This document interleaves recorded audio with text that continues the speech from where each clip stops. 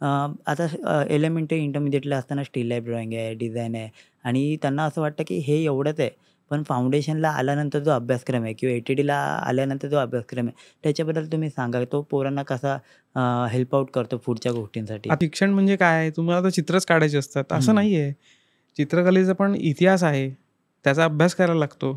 सौंदर्यशास्त्र नावाचा विषय आहे, एस्थेटिक नावाचा विषय हां. आहे. ज्या एस्थेटिक या विषयावर माणूस लाईफ टाईम काम करतोय, ती गोष्ट समजायला तर पाहिजे त्याला, त्याचं मूळ काय आहे? याच्यासाठी थोडा थोडा थिअरीचा पण अभ्यासक्रम आहे. मग आता फाईन आर्ट करणं आणि अप्लाइड आर्ट करणं, ह्या 2 गोष्टींमध्ये आधी एक एक भागच सगळ्यात वेगळा आहे, की मी फाईन आर्ट माझ्यासाठी करत असतो. हे दुर्दैवाने सांगितलं जात नाही. हे दुर्दैवाने बोललंच जात नाही. फक्त पैशांवरती विषय येऊन थांबतो. बघा, पहिली गोष्ट साधी आहे. मला एखादी स्ट्रीम माझ्यासाठी पहिले करायची असते आणि त्याच्यातनं अर्थार्जन होत असेल, तर तो आनंदाचाच भाग आहे. चांगल्या एखाद्या कामालाही चांगल्या कमी ब्रँडचा शर्ट विकत घ्यायचा झाला तरी तुला 2,000-2,500 रुपये खर्च करावे लागतात. हं, रादर त्याच्यापेक्षा जास्त. बरोबर? हं. अजून एखादी चांगली जीन्स खरेदी करायची झाली तर 3,000-4,000 द्यावे लागतात. ते आपल्याला चालतात. का तर तो ब्रँड आहे. म्हणजे ती ब्रँड व्हॅल्यू आणि या सगळ्या गोष्टीला महत्त्व येतं. हं. पण एखादं चित्र आहे, त्या चित्राला एवढे रुपये का द्यायचे? हा बेसिकच प्रश्न आपल्याकडे सॉल्व्ह झालेला नाहीये. की म्हणजे ठीक आहे ना, इतने में तो हो जाएगा. माझं ह्याच्यासाठी एवढं बजेट आहे, असं म्हटलं जातं. म्हणजे एखाद्याकडे चित्र करायचं झालं तर मला हे एवढं-एवढं बजेट आहे माझं, हां, ह्याच्यात काय ते कर. असं आपण सरळ सांगू शकतो. आपण जातो का? आमचे आर्टिस्ट काय करतात? ती फाईल घेतात. ती फाईल डिजिटली कन्व्हर्ट करतात, सगळं करतात.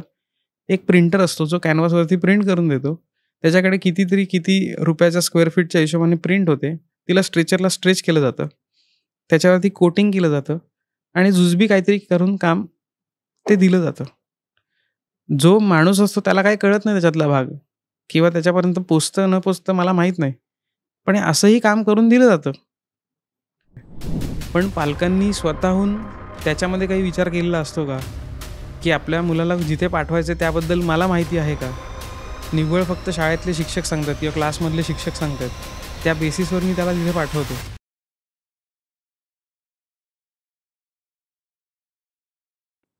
नमस्कार मंडळी. आज आपल्या पॉडकास्टमध्ये आपण बोलायला अक्षय पै यांना आणि आजचा टॉपिक आहे चित्रकला.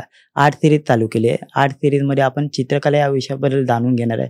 चित्रकलेमध्ये येण्यासाठी ॲडमिशन घेण्यासाठी काय प्रोसेस असते, त्याच्यामधला अभ्यासक्रम या विविध विषयावरती बोलणार आणि सर स्वतः एक कला शिक्षक आहेत. जे स्कूल ऑफ आर्टमध्ये आपल्याला शिकवतात. तर त्यांच्याकडून आपण भरपूर माहिती घेणार आहोत. तर आपण त्यांना भेटूया. नमस्कार सर, कसे आहात तुम्ही? नमस्कार. काय चालू आहे बाकी सध्या? सध्या चालू आहे, काम चालू आहे आपलं रेग्युलर. कॉलेज चालू आहे. बेसिकली रुटीन चालू आहे. कॉलेजमध्ये कसं चालू आहे? कामं वगैरे पोरांची वगैरे? छान चालले, सगळे चालले व्यवस्थित आणि मन लावून करतायत मुलं, छान करतायत. आता नवीन बॅच सुरू झाली आहे जे स्कूल ऑफ आर्टमध्ये. सो ती पण छान आहेत, सगळी बॅच चांगलं काम करते. सो आनंद आहे. तुम्ही आता जे कला शिक्षक म्हणून आहात, तर आपण कला शिक्षक असताना आता आता जी येणारी पिढी आहेत त्यांना येण्यासाठी आपण मार्गदर्शन करणार आहोत पुढे. त्याची प्रोसेस काय, अभ्यासक्रम काय, त्याच्या अभ्यासक्रमामध्ये काय काय काय असतं त्याच्याबद्दल आपण पुढे बोलणार आहोत. तर आपण पुढे बोलूया वगैरे म्हणून. सर, आपल्या फील्डमध्ये चित्रकलेबद्दल आपण बोलणार आहोत, आपल्या फाईन आर्ट क्षेत्राबद्दल बोलणार आहोत. युज्युअली कसं होतं की नॉर्मल पब्लिक जे घरात शिकले पण नाही आहेत, 10वी-12वी झालेत, 8वी शिकलेत पॅरेंट, त्यांना कॉमर्सबद्दल पण माहिती आहे, सायन्सबद्दल पण माहिती आहे, इंजिनिअरिंगबद्दल पण माहिती आहे. त्याच्यात फील्डमध्ये करिअर काय आहे, विषय काय आहे, त्याच्या पुढे कसा फायदा होतो. पण आपल्या क्षेत्राकडे येणारे जे विद्यार्थी आहेत त्यांच्या पॅरेंट्सना चित्रकलेमध्ये अभ्यासक्रम काय आहे, त्याच्यात फील्डमध्ये काय काय आहे, ते किती मोठं आहे हे माहीत नाही. ते त्याबद्दल तुम्ही सांगाल का सर? ओके. आता चित्रकला फील्ड असं जो उल्लेख केला तर आता ह्याच्यात बऱ्याच स्ट्रीम्स आहेत छोट्या म्हणजे फाईन आर्ट आहे, अप्लाइड आर्ट आहे. त्याहून पुढे जायचं असेल आपल्याला तर ॲनिमेशन आहे. अशा बऱ्याचशा स्ट्रीम्स वेगवेगळ्या आहेत. तर विद्यार्थ्यांना कुठल्या स्ट्रीमला जायचं आहे ते आधी माहीत असावं लागतं. राईट. सर्वसाधारणपणे लोकांना जे चालत असतं, समोर दिसतं ते जास्त लक्षात येतं. बरोबर. जसं आता ॲनिमेशन लोकांना माहिती असतं, कारण ॲनिमेशन त्याचे फिल्म्स वगैरे येत आहेत, कार्टून दिसत आहेत, अशा बऱ्याच गोष्टी ज्या डोळ्यासमोर दिसत आहेत. तर त्यामुळे त्यांना त्या गोष्टीचा अंदाज असतो आणि सर्वसाधारणपणे चित्रकला म्हटल्यानंतर काय तर शाळेत आपण केलेलं असतं ते, हो बरोबर. की एखादा कुठला तरी मोठा पेंटर त्याचं एक्झिबिशन भरतं ते, जे आपल्याला ऐकायला येतं ते. त्यामुळे चित्रकला फक्त एवढ्याच बाबतीत लोकांना माहीत असते, पण त्याच्यात इन डेप्थ कोणाला माहिती तितकी नसते. ज्यांना त्या स्ट्रीमला जायचं असेल त्यांनाच माहीत असतं. त्यामुळे ह्या अशा चित्रकलाच असं नाही, अशा कुठल्याही स्ट्रीम्स आहेत ज्याच्याबद्दल आपल्याला जास्त सध्याच्या काळात दिसत नाही, म्हणून ते माहीत होत नाही आणि त्याच्याबद्दल माहीत करून घेण्याची गरज वाटत नाही. म्हणून जे मास पब्लिकसाठी असतं बरेचदा ते लोकांना लक्षात राहतं. त्यामुळे आता आर्ट्स, कॉमर्स, सायन्सची जी काही कॉलेजेस आहेत ती सगळीकडे आहेत. चित्रकलेची कॉलेजेस आहेत ते निवडकच आहेत, मोजकीच आहेत. आत्ता त्याची संख्या वाढली आहेत, पण तरीसुद्धा पूर्वीच्या काळापासून जर पाहिलं तर त्याची संख्या थोडी निवडकच आहे. कारण त्या स्ट्रीमला जाणारी माणसं, आवड असणारी माणसं त्याच्यात जायची. पण सर्वसाधारणपणे आपल्याला पण जाणवतं की कुठल्याही वर्गामध्ये किंवा कुठल्या याच्यामध्ये चित्रकलेची आवड असणारे विद्यार्थी फार कमीच असतात. तसंच मला असं म्हणायचं, चित्रकला असं नाही, कुठल्याही आवडीची गोष्ट करणारे विद्यार्थी कमी असतात. सगळेच जण स्पोर्ट्समन नसतात, सगळेच जण काही चित्रकार नसतात. तशाच पद्धतीचं हे झालं. त्यामुळे त्याची माहिती असणारे कमी असतात. म्हणून हे फील्ड कदाचित म्हणजे आत्तापर्यंत तरी थोडं माहीत नव्हतं, पण आता बऱ्यापैकी लोकांना त्याची माहिती झाली आहे. इंटरनेटमुळे म्हणा, सोशल मीडियामुळे म्हणा, बऱ्याच गोष्टी दिसायला लागल्यात लोकांना. ग्लोबली सगळ्या गोष्टी लोकं एक्सपोज झालेली आहेत. त्यामुळे आता माहिती आहे, पण त्याच्या पर्टिक्युलर कॉलेजेसबद्दल किंवा त्याचा अभ्यासक्रम असा असतो, ह्या पद्धतीमध्ये इकडे त्याचं शिक्षण घेतलं जातं, अशी इनडेप्थ माहिती तितकीशी नसते. त्यामुळे त्यांना फक्त ओव्हरऑल दिसत असतं की हे असं आहे, मला हे करायचं आहे. म्हणजे मला चित्र काढता येतं चांगलं, असं कोणतरी मला म्हणतोय, माझे 4-5 मित्र म्हणत आहेत, तर मला चांगलं जमतंय, हां मला चांगलं जमतंय. पण ह्याचं रीतसर शिक्षण घ्यायला काहीतरी काही गोष्टी असतात. तिथपर्यंत आत्तापर्यंत तरी बघितलं आहे, बऱ्याच जणांची कधी मजल गेली नाही विचार करण्याची किंवा शोधून काढण्याची म्हणा. म्हणून हे स्ट्रीम तेवढंसं थोडंसं मागे आहे त्या बाबतीतलं. प्रॉपर युज्युअली कसं होतं सर, की शाळेवरचे शिक्षक किंवा टीचरला आपण बघतो लहानपणी की ते ड्रॉइंग टीचर आहेत. तर एक आपल्याला माहिती असते की ते ड्रॉइंग टीचर आहेत, म्हणजे चित्रकारांचा जॉब म्हणजे ड्रॉइंग टीचर वगैरे. किंवा शाळेतला एखादा पोरगा आहे, तो एलिमेंटरीमध्ये चांगला ग्रेड मिळवतो, म्हणजे त्याला तो आर्टिस्ट म्हणजे असं गृहीत धरलं जातं घरात. पण चित्रकलेत प्रवेश येण्यासाठी पोरांमध्ये जे गुण असले पाहिजेत त्याच्यानंतर, आणि ते ॲडमिशन घेतल्यानंतर कसं त्याचा ताळमेळ असला पाहिजे अभ्यासक्रमाचा वगैरे, तो अभ्यासक्रम पोरांना माहीत नाही आहे. त्याच्यात काय काय असतं त्याच्याबद्दल सांगा, की फक्त स्टील लाईफ वगैरे आहे की त्याच्यात अजून पण काही अभ्यासक्रम आहे त्याच्यात? आता शाळेच्या स्तरावर जर बघितलं, आपण जे शाळेत शिकतो, तर शाळेत चित्रकला हा विषय कशासाठी असतो, तर मुलाची थोडीशी कलात्मक गती असेल तर त्याला थोडंसं प्रोत्साहन मिळतं. एखादा मुलगा चांगलं काम करतोय तर त्याला त्या कलेमध्ये राहून थोडासा विरंगुळा पण मिळतो, म्हणजे सर्व क्लासला. म्हणून सर्व क्लासला ते कंपल्सरी असतं की शाळेमध्ये चित्रकला विषय आहे. आता तो काही ठिकाणी काढलेला पण असं पण ऐकलंय, दुःखाची गोष्ट आहे, तो भाग वेगळा, पण त्याचा इम्पॉर्टन्स कोणाला समजला नाही आहे असं मला तरी वाटतं. तर जो विकास असतो, आपण प्रत्येक वेळा फक्त अभ्यास करतो आणि अभ्यासातनं थोडासा विरंगुळा मिळावा म्हणून शाळेत तो विषय असतो. तरीसुद्धा त्यातल्या त्यात काही जणांची कलात्मक रुची आहे, काही गती आहे, त्याला प्रोत्साहन देण्यासाठी तो विषय असतो. तर हे झाल्यानंतर जुन्या काळी तरी 10वी नंतर कॉलेजला प्रवेश मिळायचा, चित्रकला फील्डमध्ये मिळायचा. आता मिनिमम तुमची जी काही मर्यादा ठेवली ती 12वी ठेवली. तर त्या BFA ला जाऊ शकतो. मग BFA झाल्यानंतर त्याचं पोस्ट ग्रॅज्युएशन असतं, त्याचं नाव मास्टर्स आहे, MFA master in fine art. अशा 2-3 स्ट्रीम्स आहेत, म्हणजे पेंटिंग आहे, अप्लाइड आर्ट आहे, स्कल्पचर आहे, जिथे तुम्ही मास्टर्स करू शकताय. आणि अजून अशा बऱ्याच फील्ड आहेत. डिझाईन फील्ड आता वेगळी झाली आहे, त्यामुळे प्रोडक्ट डिझाईन हा एक वेगळा विषय सुरू केलेला आहे. यावर्षी केला? यावर्षी नाही, झालंय, बऱ्याच वर्ष झालंय, पण स्ट्रीम म्हणतोस ना, तशा स्ट्रीम्स आहेत बऱ्याचशा. मग त्याच्यासाठी पात्रता पण वेगवेगळ्या त्याच्या आहेत. तुम्ही 12वी केल्याशिवाय डिग्री करू शकत नाहीत. बरोबर. आणि आता जो जुना कोर्स आहे GD आर्टचा, तो 10वीच्या नंतर आहे, पण आता तोही बंद होण्याच्या मार्गावर आहे असं ऐकण्यात येत आहे. मग मुलांनी कुठे जायचं, काय जायचं, असे वेगवेगळे प्रश्न आहेत.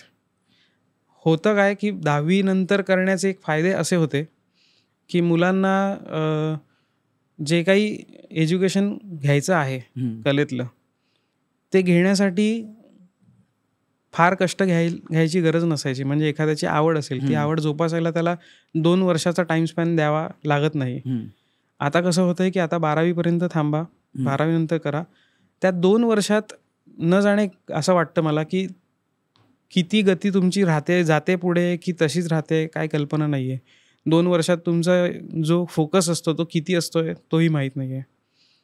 त्यामुळे येणारी जी काही पिढी आहे त्याच्यावरती नेमका काय इम्पॉर्टन्स त्याचा पडतोय चित्रकलेचा ते समजत नाही आहे. आणि ह्याचे मूळ मला थोडंसं असं वाटतं की आपल्या शालेय जीवनात जे असतं ना, शालेय जीवनात आपण म्हणतो, त्याच्यात कुठेतरी आहेत की तुम्ही कसं शाळेतले शिक्षक त्यांना प्रोत्साहन देत आहे ह्या स्ट्रीमकडे जाण्यासाठी. मी असं धाडसाने विधान करतोय की बरेचसे शिक्षक सांगतात की तुम्ही या स्ट्रीमला जाऊ नका, म्हणजे स्पेसिफिक फाईन आर्टला जाऊ नका, तिथे गेल्याने काही त्याचा स्कोप नाही, अमुक नाही. त्यामुळे आता ही पण काय म्हणतात भीती थोडीशी डोळ्यासमोर येते की मुलांना ह्या स्ट्रीमला पाठवायचं की नाही, आणि पाठवलं तर तिथे फक्त पैसाच असला पाहिजे मगच तू तिथे जा, अशा गोष्टीला आहे. जिथे कलेचं समीकरण पैशाशी कधी नाही आहे पण सुरुवातीला तरी नाही आहे. त्यामुळे ह्याच्याकडे बघण्याचा दृष्टिकोन लोकांचा फार बदलला आहे. त्याच्यामुळे सगळ्याच गोष्टीवरती फरक पडतो त्याचा. तुम्ही माना अगर नका मानू, पण फरक तर पडतो. एखाद्या मुलाला एखाद्या विषयाबद्दल काहीच माहीत नसेल आणि एखादा माणूस त्याला त्याच्याबद्दल सांगतोय, तर जो सांगतोय ते त्याला खरं वाटतं. हो, बरोबर. त्यामुळे त्याला राईट इन्फॉर्मेशन मिळणं फार गरजेचं आहे. आणि मला असं वाटतं ती शालेय जीवनापासून मिळालीच पाहिजे.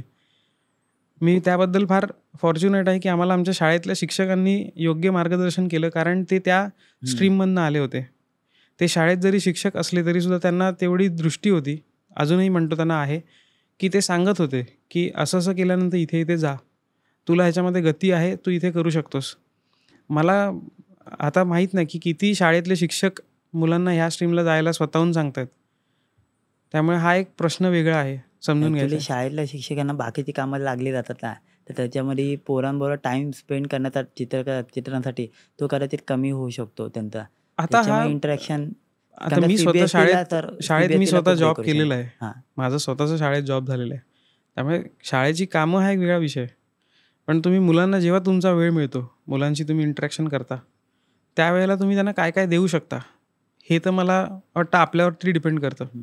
जर तुम्हाला स्वतःला इच्छा असेल त्या पद्धतीने, काय होतं बऱ्याच जणांचं असं म्हणणं येतं की अरे आम्ही या फील्डमध्ये सफर करतोय, तू नको करूस. पण गरज नाही की तुमचे अनुभव त्यांच्यासाठी सेम असतील. त्याला त्याचा अनुभव वेगळा असू शकतो. निव्वळ आपल्याला जे अनुभव आलेत आणि ते दुसऱ्यांना नको यायला म्हणून आपण त्याला त्या फील्डपासून दुसऱ्या फील्डमध्ये जा असं सांगणं हे कितपत योग्य आहे. आणि प्रत्येकाची डेस्टिनी पण वेगळी आहे, तिकडे सगळंच वेगळं आहे. तो एकदा त्या प्रवाहात आल्यानंतर त्याला त्याचे मार्ग शोधायचे आहेत, त्याला ते मार्ग सापडणारच आहेत. पण निव्वळ आपण त्याला सुरुवातीला का वंचित ठेवावं. त्यामुळे ही सगळी सुरुवात आहे ना, ही शालेय शिक्षणापासून आहे असं माझं मत आहे, ठाम मत आहे की शालेय शिक्षण देतानाच त्या मुलांना त्या पद्धतीने ग्रूम केलं तुम्ही तर बरीचशी चांगली उदाहरणं आता बघायला मिळतात. इवन माझ्या पण शाळेत ना सर, खूप पॅरेंट्स लोकांना इंटरेस्ट आहे ड्रॉइंगमध्ये, पण त्यांना एक्झॅक्ट माहितीच नाही पुढे काय आहे. तर आपण ह्याच्यावरती बोलूया सर आता की आता एलिमेंटरी इंटरमिडिएटला असताना स्टील लाईफ ड्रॉइंग आहे, डिझाईन आहे, आणि त्यांना असं वाटतं की हे एवढंच आहे.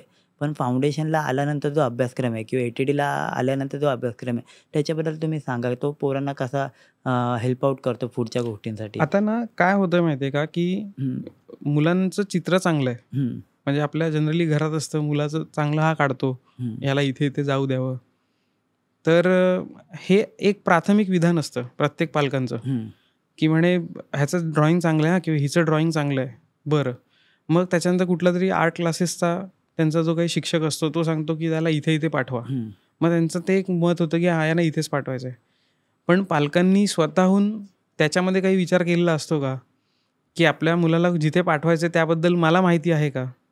निव्वळ फक्त शाळेतले शिक्षक सांगतात किंवा क्लासमधले शिक्षक सांगतात त्या बेसिसवर मी त्याला तिथे पाठवते. बरं, त्या विद्यार्थ्याला ती गोष्ट खरंच रुचली आहे का, त्याला माहिती आहे का.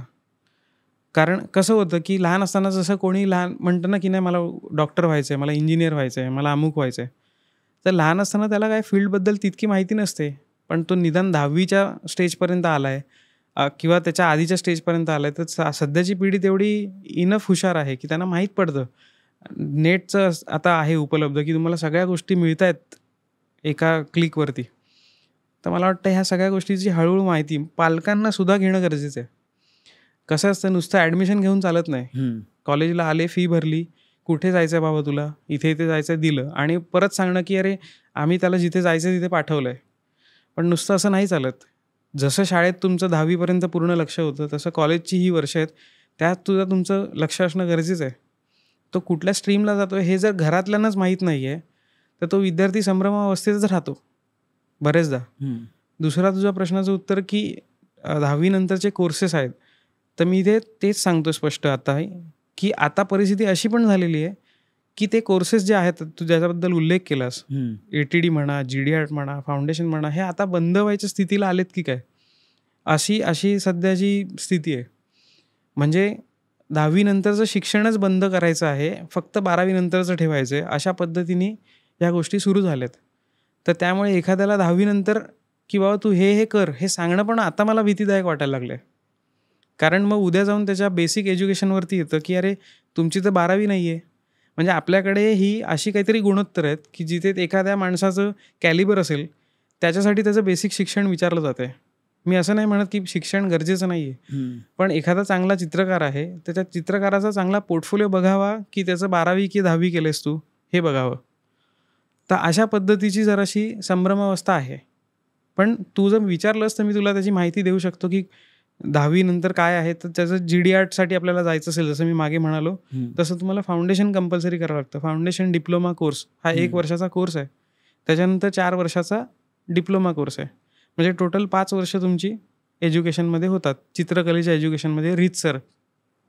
मग त्यात GD स्ट्रीम्स आहेत की तुम्हाला पेंटिंग करायचं असेल, तुम्हाला अप्लाइड आर्ट म्हणजे कमर्शियल आर्ट पूर्वीचं, आणि स्कल्पचर. तर असे 3 तुमच्याकडे डिप्लोमा ऑप्शन्स आहेत. हे सेम ऑप्शन डिग्रीला सुद्धा आहेत, पण ते 12वी नंतर आहेत. त्याला फाउंडेशनची गरज नाही. पण तुम्ही समजा फाउंडेशन करून जरी गेलात तरी सुद्धा काही प्रॉब्लेम नाही, पण तुम्हाला एंट्रन्स टेस्ट देणं गरजेचं असतं. ती एंट्रन्स तुम्हाला कंपल्सरी असते. तो फाउंडेशनमध्ये काय शिकवलं जातं नेमकं, जे पोरांना त्याचा फाउंडेशन केलं पाहिजे, किंवा असं काय त्याच्यात अभ्यासक्रम असतो त्याच्याने ते ग्रो करतात, किंवा उद्या जे स्कूलला वाटते CET द्यायची त्याच्यासाठी त्यांना मदत होऊ शकते, किंवा त्याच्यात अभ्यासक्रम काय असतो? नॉर्मली ड्रॉइंग शिकणं आणि फाउंडेशन करणं याच्यात फरक तर असेल ना सर? त्या अभ्यासक्रमाबद्दल थोडं म्हणजे विषयांबद्दल माहिती म्हणून. आता फाउंडेशन कोर्स हा फाउंडेशन त्याचं नावच आहे. फाउंडेशन म्हणजे तुमचा मूलभूत अभ्यासक्रम, जिथे सर्व स्ट्रीमचं थोडं थोडं एक सार स्वरूपात आपण म्हणू तुम्हाला शिक्षण दिलं जातं, की जे तुम्हाला पुढच्या सगळ्या कामाला म्हणजे तुमच्या स्ट्रीमला उपयोगाला येतं. जिथे नेचर ऑब्जेक्ट आहे, त्याच्यानंतर पर्स्पेक्टिव्ह ड्रॉइंग आहे, असे वेगवेगळे विषय आहेत. मी आता तिथे विषयात त्या खोलात जात नाही, कारण त्याचा सगळा कोर्स आणि सगळ्या गोष्टी उपलब्ध आहेत नेटवर बघायला. तर प्रत्येक विषयामागे त्याची काहीतरी भूमिका आहे. ती करत गेल्यानंतर त्याचा एक सर्वांगीण विकास होतो. एका विद्यार्थ्याला आपल्याला सर्व बाजूनी थोडंसं संपन्न करायचं आहे. म्हणजे तो कुठल्याही स्ट्रीमला गेला तरीसुद्धा त्याला तिकडे जाताना काही अडचणी येणार नाही. जसं फाउंडेशनला 3 डायमेन्शनल डिझाईन हा सब्जेक्ट आहे, 3D डिझाईन आपण म्हणतो. तर एखादा विद्यार्थी जेव्हा स्कल्पचरला जातो, त्या स्कल्पचरला जात असताना त्याला काय पद्धतीचा अभ्यास करावा लागेल, काय पद्धतीने तो विचार करेल, त्यासाठी त्याच्या काही मूलभूत गोष्टी इथे शिकवल्या जातात. तर 3Dमध्ये काम करताना कसा बॅलन्सचा वापर केला पाहिजे, रिदमचा वापर केला पाहिजे, मग त्याच्यासाठी कंपोजिशन समजायला पाहिजे, कंपोजिशन समजायला त्याला लाईन समजायला पाहिजे, मग त्याच्यासाठी 2D डिझाईन सब्जेक्ट आहे. असे सगळे इंटरकनेक्टेड विषय फाउंडेशनला शिकवले जातात. म्हणजे त्याचे बेनिफिट्स प्रचंड आहेत. म्हणजे आता जे कोर्स बंद करायला काही जण टपलेत, निघालेत, पण मला असं वाटतं की त्या कोर्सला जास्त संपन्नता आहे, त्याच्यानी मुलाची बरीचशी दृष्टी क्लिअर होते. मी फॉर्च्युनेट आहे की माझा तो कोर्स झाला, मी 4च्या जागी 5 वर्ष शिक्षण घेतलं. GD माझं झालेलं आहे, माझं BFA झालेलं नाही आहे. त्यामुळे मला असा अजूनही कुठे रिग्रेट होत नाही की माझं BFA झालं का नाही आहे किंवा कशाबद्दलचं. तर 5 वर्ष आपण त्या स्ट्रीममध्ये घालवतो, आणि फाउंडेशन केल्याचा एक बेनिफिट होतो की आपल्याला पुढची 4 वर्ष जी असतात ना ती सोपी जातात. बरेचदा होतं काय, विद्यार्थी येतो, त्याला फील्डबद्दल तोंड ओळख असते काहीतरी कोणाकडून झालेली, किंवा एखादा त्यांनी एंट्रन्सचा कोर्स केलेला असतो. एंट्रन्समध्ये त्याला काहीतरी जुजबी शिकवलं जातं ती एंट्रन्स क्रॅक करण्यासाठी, आणि मग तो येतो. तर तो फाउंडेशन केलेला असला तर त्याला बरंचसं एक्सपोजर मिळालेलं असतं, आणि कम्पॅरिझनमध्ये जो फाउंडेशन न करता डिरेक्टली आलेला आहे त्याची ती सुरुवात असते. मी असं म्हणेन की त्या डिग्री कोर्सला 4 वर्षाला पहिल्या वर्षाला विभागलेलंच असतं की अर्ध वर्ष त्यांचं फाउंडेशन असतं आणि अर्ध वर्ष फर्स्ट इयर असतं, असं त्याचं कॉम्बिनेशन आहे त्याच्यामध्ये. बरोबर, म्हणजे असं नाही की 6 महिने फाउंडेशन आणि 6 महिने फर्स्ट इयर, त्याचं कॉम्बिनेशन केलेलं आहे. पण शेवटी कॉम्बिनेशन ते कॉम्बिनेशन, तुम्हाला 1 वर्ष सलग एक स्ट्रीममध्ये शिकणं वेगळं पडतं, आणि तुम्हाला त्याचा काही अंश शिकायला मिळतो. तर हे अभ्यासक्रमातले काहीतरी गुणदोष आहेत. मी त्याच स्ट्रीममध्ये आहे, मी शिकवतो त्याच्यामध्ये. हे विधान करणं किती योग्य असेल मला माहीत नाही, धाडसी असेल की नाही माहीत नाही, पण जे सत्य आहे ते सत्य आहे. त्या गोष्टीबद्दल विचार झाला पाहिजे. पण सांगायचा मुद्दा असा की ते स्ट्रीम ज्या ह्या उपलब्ध आहेत त्या आता काही वर्षानंतर व्हॅलिड आहेत की नाही इथे प्रश्न आहेत. अजूनही त्याबद्दल प्रश्न आहेत की GD आर्ट झालेले आहेत तुम्ही, तर त्यांना अमुक अमुक गोष्टींसाठी पुढे ते लोक पात्र आहेत का, किंवा अशा सगळ्या बऱ्याच गोष्टींचे प्रश्न अजूनही चालू आहेत. त्यामुळे लोकांना मी तरी आता तेच म्हणतो, जे जात आहेत त्यांनी 12वी करून पुढे जाणं गरजेचं आहे, कारण जेणेकरून तुम्हाला पुढचं कागदपत्राचा जो काय प्रकार आहे त्याच्यामध्ये अडचणी नको. बाकी चित्रकलेला कधी कागदपत्र लागत नाहीत, पण आता दुर्दैवाने आता लागायला लागलेली आहेत. त्यामुळे तुम्हाला त्याला काय ऑप्शन नाही आहे. स्ट्रीम माझी स्वतःची नाही आहे ना. हो, ते तर आहे. त्यामुळे तिथे ज्या गोष्टींच्या गरजा आहेत त्या तुम्हाला पूर्ण कराव्याच लागतील. त्यामुळे तुम्हाला त्यांनी जे काही नियम घातलेत त्यानुसार तुम्हाला चालावं लागेल.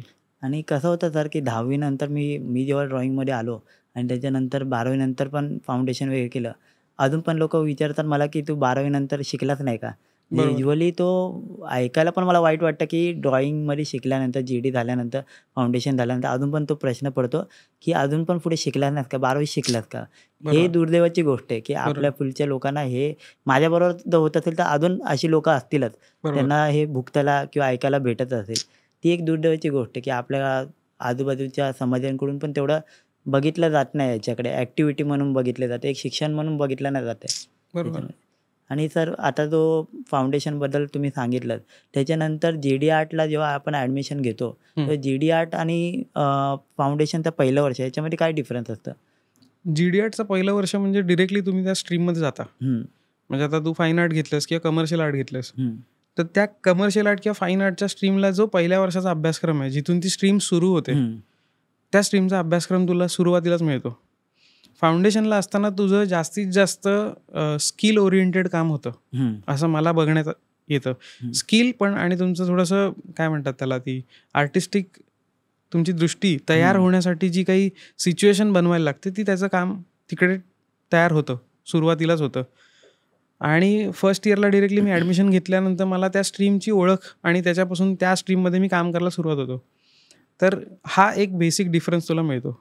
फाउंडेशन म्हणजे कम्प्लिटली बेसिक, म्हणजे तुला चित्रकलेचं आ ई पासून सुरुवात त्याची होते. बरोबर. म्हणजे डॉट पासून सुरुवात होते ते थेट इतर सब्जेक्ट्सपर्यंत ते लँड होतं बऱ्याच सगळ्या बाबतीतलं. आणि चित्रकलेची मूलतत्व कुठल्याही स्ट्रीमला बदलणार नाही आहेत, ती तीच राहणार आहेत.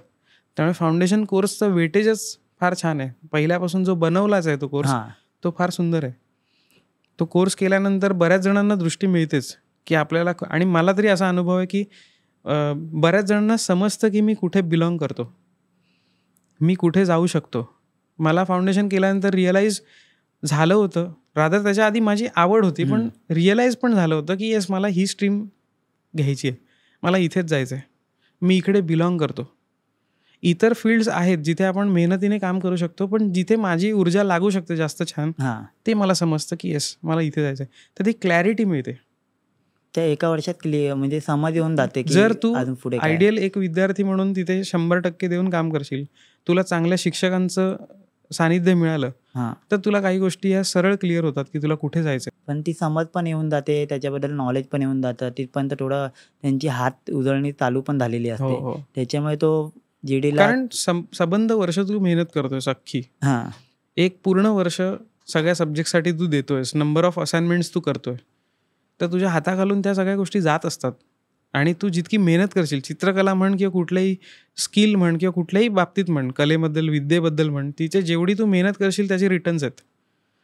आता तुम्ही किती मेहनत करताय त्याच्यावर ते तुमचं रिटर्न डिपेंड करतं. मग त्याला तुम्ही कुठल्या कोर्सला पण दोष देऊ शकत नाही.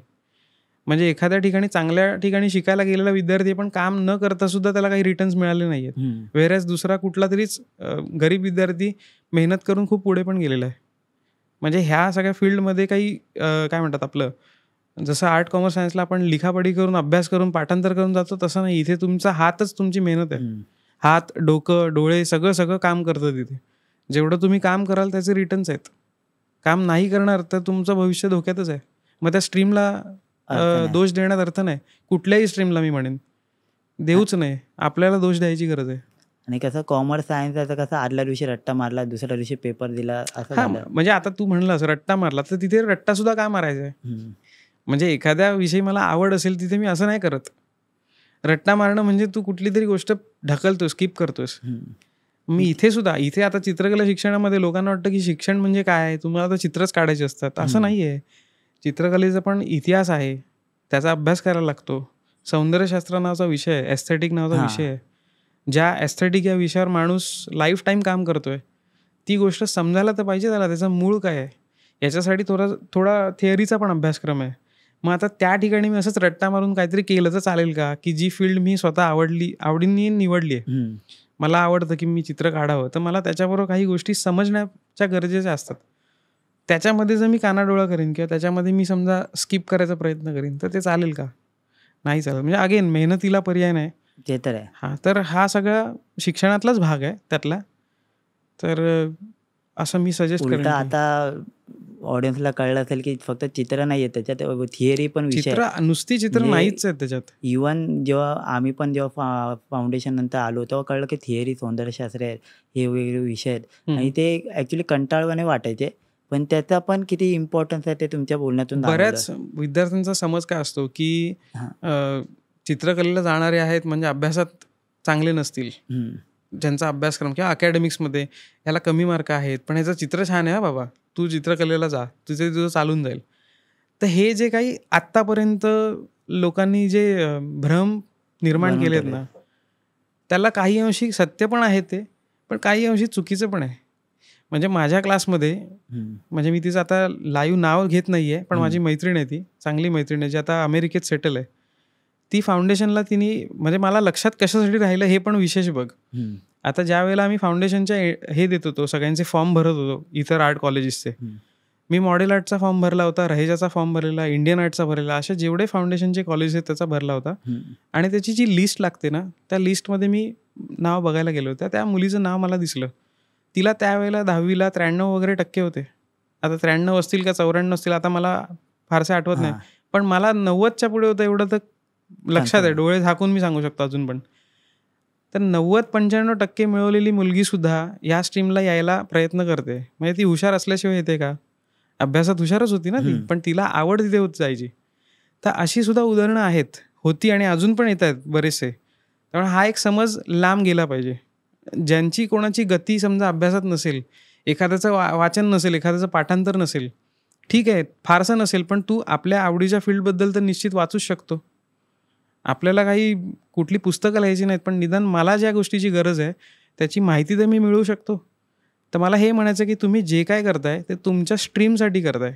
एवढं जरी माझ्या डोक्यात फिरत असेल तरीसुद्धा तुमचं सगळं होतं आहे काम.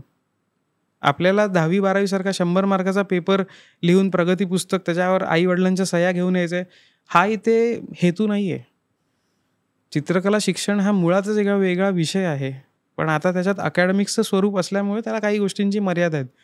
पण त्या मर्यादेत सुद्धा आपण जरी समजून घेतलं की मी हे का करतोय, तर तुम्हाला हे रट्टा मारणं किंवा हे कुठल्या गोष्टीचं उरणारच नाही. तुम्ही तिकडे आनंदाने स्वतःहून काम कराल, मग तुम्हाला कुठल्या गोष्टीचं बर्डन वाटत नाही. आणि हे सगळे जे मिथ आहेत ना, हे सगळे मग लांब होतील की इकडे येणारी माणसं अशीच असतात का, त्यांना अभ्यासात रुची नसते म्हणून ते चित्र काढतात का. नाही, उलट मी तर म्हणेन चित्रकार जो काय बनतो त्याच्यामध्ये किती मेहनत असते. दिवसभर तो काम करून त्याला एखादी गोष्ट साध्य करायची असते, त्यावेळेला तो किती लेवलला मेहनत घेतोय हे कधीतरी येऊन बघा. दिवसातले जेव्हा अभ्यास करत असताना तुम्ही 2 तास 3 तास अभ्यास करताय, लिखताय, सगळं करताय, पण तो 24 तास त्या क्रियेमध्ये असतो, त्याच्या विचारांमध्ये असतो. एखादं स्किल डेव्हलप करण्यासाठी काय मेहनत घ्यावी लागते हे कधीतरी जवळून येऊन बघा, मग तुम्हाला समजेल की याच्यात अभ्यास किती आहे. नुसतं चित्र काढणं हे लोकांना दिसतंय फक्त, त्याच्या मागची जी काही भूमिका आहे ती अजूनपर्यंत क्लिअर का नाही, कारण तिथे जाण्याची कोणाला कधी ओढ वाटली नाही किंवा तिथे जाण्याबद्दल कोण कॉन्शियस नाही आहेत. इकडे डोकावला गेला नाहीये, गेलंच नाही. आणि मी म्हणेन प्रत्येक पालकांना मी म्हणेन की विद्यार्थी नाही पण पालक जास्त ह्याला जबाबदार आहेत. नुसतं मुलाला पाठवलं असं नाही होऊन चालत, होऊच शकत नाही. तुम्हाला स्वतःला माहीत पाहिजे माझा मुलगा मुलगी काय करते, कुठल्या स्ट्रीमला जाते, त्या स्ट्रीममध्ये काय अभ्यासक्रम आहे. मी हे परत परत सांगेन की ते समजणंच गरजेचं आहे. जोपर्यंत त्याच्याकडे तुमचं लक्ष नसेल तोपर्यंत कठीण आहे. म्हणजे पालकांनी मला असं वाटतं की पोरगा कॉलेजमधून आल्यानंतर आज दिवसभरात काय शिकवलं, आज कोणती असाइनमेंट दिली, या असाइनमेंटवरून मला काहीतरी समजावून सांग, हे पण बघणं गरजेचंच आहे. बरं गरजेचं आहे. आणि मी असं म्हणेन की तो म्हणेल की अरे आई बाबा मी काय लहान मुलगा आहे का आता, मला तुम्ही रोज शाळेत कसं विचारायचे, काय गृहपाठ दिला, काय गरजेचं नाही. पण ॲटलिस्ट एक असतं ना, कन्सर्न असतो ना की माझा मुलगा मुलगी काय करतोय. बरेचसे चित्रकलेचे जे काही आर्टिस्ट त्यांची मुलं पण चित्रकलेच्या कॉलेजला शिकायला गेलीत, तर त्यांना माहीत असतं की माझा मुलगा तिथे काय करतोय. पण मी कधीतरी आठवड्यातनं एकदा दोनदा तो काय करतो ह्याच्यावर लक्ष ठेवायचा विचार केला तर मी विचारू शकतो की अरे तू काय केलं, जरा दाखव मला, तुझी आत्ताची कामं काय आहेत. सोशल मीडियावरती आता सगळीजणं मुलं आहेत, सगळीजणं तिथे पोस्ट करतात काय काय, मी ते बघत जाऊ शकतो. म्हणजे आपण काढू ते पर्याय, आपण काढू ते प्रश्न. तुम्ही जसं विचार कराल तसे तुम्हाला उत्तरं मिळत जातील, प्रश्न मिळत जातील. मुद्दा एवढाच आहे की पालकांनी त्यांच्यामध्ये थोडीशी इन्व्हॉल्वमेंट घ्यायला हवी, थोडीशी, जास्त नाही म्हणत मी, थोडीशी, जेणेकरून कुठल्याही त्याच्यावरती बर्डन त्याचं येणार नाही. आणि त्याला सेम टाईमला माहीत असेल की माझे आई वडील पण कॉन्शियस आहेत, ते गोष्ट बघतायत मी काय करतोय त्याची. नाहीतर त्यांना असतं की अरे आईबाबांना काय चालून जाईल रे, मी काय करतोय काय फरक नाही पडत आहे. हे सुरुवातीला होतच होतं आणि आमच्यासमोर बरीच उदाहरणं आहेत त्याबद्दलची. बरीच म्हणजे दरवर्षी केसेसच असतात तसं म्हणशील तरी हरकत नाही. दुर्दैवाने हे चित्रकलेमध्ये आहे, हे असं पण वाईट वाटतं. ज्या गोष्टीमध्ये खरा आनंद घ्यायचा, हे घ्यायचं, तिथे मग शाळकरी शिक्षण कसं आहे तसं झालंय ते. त्याला हे जबाबदार कोण आहे आता हा वादाचा विषय. आणि इंटरॅक्शन पालकांचं पण नसल्यामुळे नंतर ब्लेम शेवटी फील्डलाच दिलं गेलं, फील्डलाच येतो की अरे तुमची जबाबदारी तिथपर्यंत संपत नाहीये. अभ्यासक्रमासाठी पाठवल्यानंतर पण तो काय करतोय काय नाही करतोय हे जर तुम्हाला माहितच नसेल तर मी मग दुसरा कोणाही प्रश्न विचारला त्याला काही उत्तरच देता येणार नाही ना त्याला. ते तर झालंच म्हणा. पण कसं होतं की पालकांचं म्हणणं असतं की माझ्या बाबतीत जेव्हा हे घडलं की मी जेव्हा असाइनमेंट करत होतो, कलर व्हीलची प्रॅक्टिस म्हणा, ती चुकायची आणि त्याच्यात लागणारा 4-4, 5-5 तास जेव्हा मम्मी बघायची ना, तर मम्मीला असं व्हायचं की अरे ह्याच्यात वेळ लागतो रे.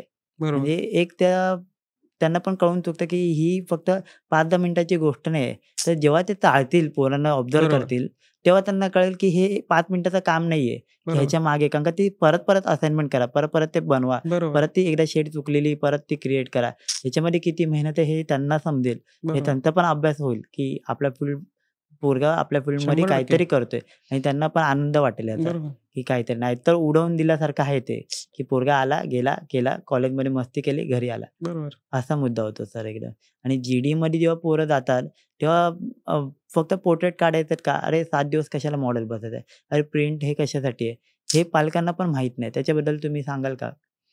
आता त्या विषयाबद्दल जर असेल थोडंसं स्पेसिफिक, आता पोर्ट्रेट एवढ्या दिवसांचा आहे, प्रिंट एवढ्या दिवसांचा आहे.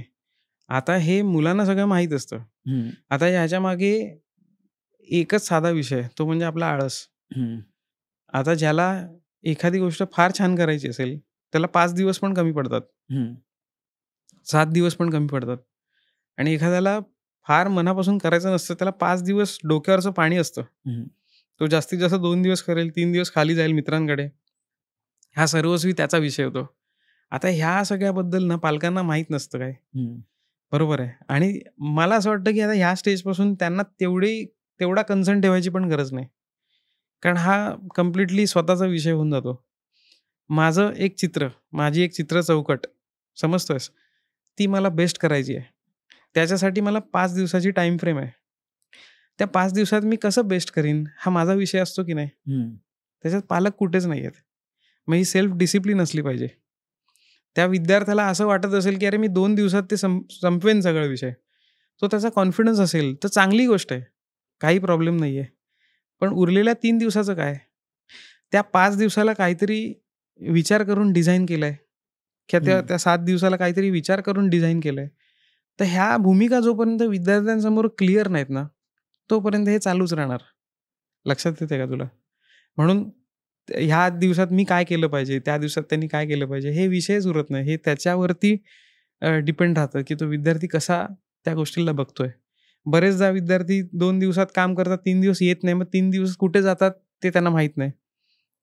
पालक म्हणतात अरे तो तर रोज जातोय. लक्षात येतंय का? मी माझ्या आईशी बऱ्याच गोष्टी शेअर करायचो.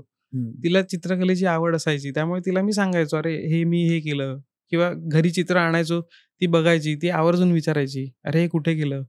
लँडस्केप करून आलो तर सांगायचे अरे हे दुपारचं हे इकडची सिच्युएशन चांगली वाटते, ऊन चांगलं वाटतंय, रंग चांगले आलेत. ही तिच्या दृष्टीने ती बोलायची. मग मला असं वाटायचं अरे आई पण बघते माझं चित्र. कळतंय का? ही 2 साइडची भूमिका आहे. म्हणून मी इथे जे बोलतोय ना, हे सगळं मी अनुभव आहे म्हणून बोलतोय त्याबद्दलचा. त्यामुळे तुझ्या घरात किती कन्सर्ननी कोण बघतंय तेव्हा तुला पण हुरूप वाटतो ना सांगायचा. बरोबर. घरात कोणाला घेणं देणंच नाहीये, मी किती वाजता येतोय, काय करतोय, त्याला वाटतं तो येतोय जातोय, तर तू कशाला सांगायला जाशील? आणि सुरुवातीपासून सांगितल्यानंतर त्यांनी पण तेवढा मनापासून इंटरेस्ट घेतला. पालक तुझे वर्षीच्या अॅन्युअल एक्झिबिशनला आले तुझं चित्र बघायला, तुझ्या मित्रांचं चित्र बघायला, तर त्यांना पण माहिती आहे अरे माझा मुलगा कोणत्या मित्रांबरोबर असतो, त्या मित्रांची प्रगती काय चालली आहे, माझा मुलगा काय करतोय. अशा सगळ्या इनडिरेक्ट वे मध्ये होणाऱ्या गोष्टी असतात ना, त्या तुला नंतरच्या गोष्टीला प्रोत्साहन द्यायला किंवा त्याला हे करण्यासाठी काय म्हणतात, सपोर्टिव्ह असण्यासाठी कारणीभूत ठरतात. पण त्या सुरुवातीपासून, म्हणून म्हटलं ना की 3 दिवस काय करावं, 5 दिवस काय करावं, हे खूप नंतरच्या गोष्टी आहेत. सुरुवात आधीपासून झाली. म्हणजे माझ्या आईला हेही माहित होतं की आमच्या कॉलेजला न्यूड स्टडी पण आहे. मग न्यूड स्टडी म्हणजे काय रे बाबा, सर्वसामान्य लोकांना नागडं चित्र असं डोळ्यासमोर येतं. मग ते केलेले कॅनव्हास असतील, ती केलेली चित्र मी घरी घेऊन पण गेलोय. मग ती अंडरस्टँडिंग त्यांची कशी डेव्हलप होणार जोपर्यंत तुम्हाला त्या गोष्टी तुम्ही त्यांना सांगत नाहीत किंवा तुमची चित्र त्यांच्यापर्यंत पोहोचत नाहीत.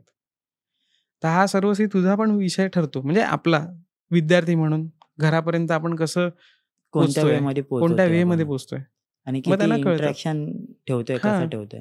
आता साधी सोपी गोष्ट की मोठ्या साईजच्या आकाराचे म्हणजे कॅनव्हास असतील, ते रंगवायसाठी मला जास्त वेळ लागतोय. तर आपण ह्या गोष्टी लोकांपर्यंत हळूहळू पोहोचवल्या किंवा घरात पण त्या साईजची चित्र आपण करत असतो, तर त्यांना पण कळतं अरे एक चित्र रंगवायला वेळ लागतोय, हे एवढं. मग हा कुठला विषय आहे रे, मग आपण सांगतो अरे हा ड्रॉइंग फ्रॉम लाईफ आहे, हा पेंटिंग फ्रॉम लाईफ आहे, याला एवढा वेळ लागतो. मग ते म्हणतात मग मॉडेल एवढ्या वेळ बसलेलेच असतात का असे, बरोबर. मला पण सांगतो हे 5 दिवस असे बसतात वगैरे. हे नकळत त्यांचं एज्युकेशन होतं. नकळत त्यांना आपण असं थोड्याफार फरकाने ग्रॅज्युएट करत असतो. मग त्यांना माहीत असतं. आपल्या लोकांना काय की चर्चगेटला कोणतरी 10 मिनिटात कॅरिकेचर बनवून देतंय, मग त्यांच्यासाठी 5 दिवस, अरे बापरे 5 दिवस बसता तुम्ही, अशी पण माणसं आहेत. बापरे एवढं कोण बसणार. पण असंही बसलं जातं हे त्यांना आपल्याकडनंच कळणार ना. हो ते तर आहे. असं आहे. तर ही विद्यार्थ्याची जास्त जबाबदारी आहे पहिली. कशा प्रकारे तुम्ही पोर्ट्रे करताय हा विषय घरी पण आणि स्वतःच्या लाईफमध्ये पण. स्वतः किती कॉन्शियस असता त्याच्यामुळे ते समोरच्या त्याचं रिफ्लेक्शन पडतं. हे रिफ्लेक्शनचा मी विषय करतोय की तू घरी काय घेऊन येतोयस तर लोकांना नकळत कळत राहतं. आपल्याला वाटतं आपले आई बाबा बघत नाहीत कधी, पण आई बाबांचं बारीक लक्ष पण असू शकतं, पण आपल्याला ते दाखवत नसतील. पण मग ती आपली पण जबाबदारी बनते की तुम्ही कसं त्यांच्यासमोर गोष्टी मांडताय. जाणीवपूर्वक नाही, पण सहज असतं ते. आणि आपण जेव्हा काम करत असतो तेव्हा त्यांना तुम्ही कधी असा अनुभवलाय की म्हणजे तुमची मम्मीने पण एक करेक्शन वगैरे सांगितले आणि त्याच्याने तुम्हाला अजून हेल्प आउट वगैरे होते कामामध्ये? 100%. म्हणजे हे सांगायला पण मला आनंद वाटतो की माझी आई, जिचं चित्रकला या विषयामध्ये इन्क्लायनेशन होतं आधीपासून, तिला तिच्या लहानपणी, म्हणजे मी मागे पण म्हटलेलं होतं, तिच्या लहानपणी तिला आर्ट्सच्या ह्याच्यामध्ये जायची इच्छा होती, गती होती तिची, पण त्यावेळेच्या सिच्युएशननुसार तिला नाही परस्यू करता आलं ते सगळं. पण तिची चित्रकलेची उबच खूप चांगली आहे. तिला चांगलं ड्रॉइंग जमतं. म्हणजे मला हे पण सांगायला आवडेल, माझ्याकडे काही उदाहरणं पण आहेत त्याची, मी ठेवली आहेत की ती पोर्ट्रेट वगैरे स्केच तिने केलेलं आहे, शेडिंग वगैरे व्यवस्थित चांगलं. आणि तिचा तो सेन्स आहे बेसिकली. रांगोळ्या पण ज्या छान ती घालायची व्यवस्थित, म्हणजे पोर्ट्रेट रांगोळ्या कशा आपण म्हणतो त्या पद्धतीने ती सगळं करायची. आणि याचं काही शिक्षण वगैरे घेतलं नाही, तिचं ती आवड म्हणून करायची. सो तिच्याकडे तो सेन्स आहे, होता असं नाही मी म्हणणार, आहे अजूनपर्यंत. की कारण आताही काही काम केलेलं असेल तर ती आवर्जून बघते आणि छान सांगते मला की हे चांगलं आहे. राहिला प्रश्न करेक्शनचा, तर कधी कधी असं व्हायचं माझ्या ह्याच्यामध्ये की मी आपल्या चित्रामध्ये बिझी आहे, मी करतोय, पण सडनली तिला काहीतरी ते नोटीस व्हायचं. ती म्हणायची अरे हे असं नाही वाटत का तुला की जरासा हा बघ डोळ्याचा भाग असा वाटतोय मला, बघ जरा लांबून तुला काय वाटतं. मग हे सजेशन पण ती जर देऊन जायची तर वाटतं अरे हो रे बरोबर, जरा मला ते मी करत मला समजलं नाही, पण लांबून बघितलं की तिने एवढ्या वेळेनंतर बघितलं, सांगितलं, तर हा हे असं वाटतं, तर ह्याची हेल्प पाहिजे. तर मी हे म्हणतो की तुमचं इंटरॅक्शन जसं जसं वाढत जातं ना त्या गोष्टीशी, तुमच्या घरच्यांची, ते आपसूक एकत्र येतात, जुळून येतात. आता माझ्या केसमध्ये तर आईला आवड होती तो भाग वेगळा, पण तरी माझे इतर घरचे पण असतील किंवा काय, त्यांना हे माहिती होतं की अक्षय चित्र काढतोय, तर ते घरात येऊन बघायचे की माझी आत्या असतील, माझे काका असतील, ह्यांनी फार कौतुक केले. जेव्हा जेव्हा यायचे म्हणायचे, काय नवीन केलंस तू, दाखव जरा आम्हाला. मग मी पण आपलं आवर्जून लहान असताना शाळेत असताना पण काय असतं आपल्याला, काय दुसरी गोष्ट असते, कोण बघतंय, आवडतंय, कौतुक करते, छान. माझा मामा ज्यांनी मला लहान असताना, म्हणजे मला गिरगावातलं ते दुकान आहे, ते दुकान आता नाहीये. जे जुने जाणते असतील त्यांना माहिती आहे, गिरगावला आर्ट्स डे ट्रायो म्हणून दुकान होतं, मांगलवाडीच्या का गायवाडीच्या समोर, गायवाडीच्या समोर ग्रेस पब्लिकेशनचं त्यांचं होतं तिकडे. ते दुकान मला नेहमी फॅसिनेट करायचं. जेव्हा मी आजीच्या इथे राहायचो, आजोळी जायचो, तेव्हा त्या मामाने मला तिथे घेऊन गेला आणि त्यांनी चारकोल पेन्सिल मला म्हणजे की तुला काय पाहिजे याच्यातलं बघ. आणि माझ्यासाठी असं होतं की अरे बापरे, हे काय आहे, काय घेऊ आणि काय घेऊ आणि काय नाही, असं होतं. तर मला तेव्हा लहान असताना काय दिसणार, तर पेन्सिल दिसली, मला ही पेन्सिल पाहिजे म्हणे. तर त्यावेळेला, आता मला ती कंपनी माहिती पडते, तेव्हा तर मला ती कंपनी माहीत पण नव्हती, काय नव्हती. तर ती डर्वेंट पेन्सिलची 3 पेन्सिलचा सेट मला त्यांनी गिफ्ट म्हणून दिला होता तेव्हा, त्यावेळेला. म्हणजे जवळ एकदम, म्हणजे ही गोष्ट तू पकड ना, 2002-03 ची वगैरे असेल. खूपच लवकर हातात आली तुमच्या. असं पण त्यांनी गिफ्ट, ती पेन्सिल तशीच ठेवली. ते असतं ना आपल्या मिडल क्लास लोकांचं की नाही, आता नको वापरू, तू खराब करशील, आई म्हणे तू नंतर वापर जरा. तर हे प्रोत्साहन महत्वाचं असतं.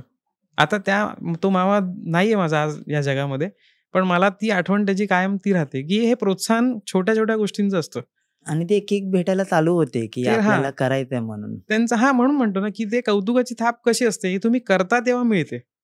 तुम्ही करत नसाल तर कोण कशाला येतंय बोलायला, चांगलं करायला. आपले शेजारी पाजारी पण असतात, आपल्या बिल्डिंगमध्ये आपल्याला माहित असतं, अरे नाही वो आर्टिस्ट आहे, वो कुछ तो करताय वगैरे, असं काहीतरी असतं ना चालू. ते ही गोष्ट केल्यानंतर पसरते, असं आहे. म्हणजे ते अत्तरासारखं आहे, तू एकदा ओपन झालं की त्याचा सुगंध पसरतो, हळूहळू पसरतो, एका फटक्यात तर येत नाही, पण ते करावं लागतं तसं. आणि जर ते ॲक्च्युली मी हे पण म्हणेन, जेव्हा आपण काम करतो, तर तुम्ही पोर्ट्रेट खूप चांगले करता आणि लोकांना असं वाटतं पोर्ट्रेट म्हणजे असा खूप कॅज्युअल विषय आहे की ट्रेस केला, काढला, सेम टू सेम. त्याच्यात पण एक अभ्यास आहे. याच्याबद्दल तुम्ही कसं काय सांगाल लोकांना? कशाबद्दल? पोर्ट्रेटबद्दल. म्हणजे लोकांना असं वाटतं की ॲज इट इज काढला आणि झाला. त्याच्यात पण एक वेगळा अभ्यास आहे, त्याच्यातला एक स्टडी वेगळा आहे, त्याला करण्याची प्रोसेस वेगळी आहे. तर त्या विद्यार्थ्यांना पण आपण पोर्ट्रेटबद्दल, त्या क्रमाबद्दल सांगाल का? आता पोर्ट्रेट हा विषय स्पेसिफिक जाशील तर त्याच्या आधी थोडंसं जाताना तुला कळतं की लोकांना वाटतं समोर बसलाय त्याचं जसंच्या तसं चित्रण करायचं. मग त्याची मुळं तू जाशील हळूहळू तर तुला लक्षात येतं ती शाळेतच आहेत, की ते स्टील लाईफ तू करतोस.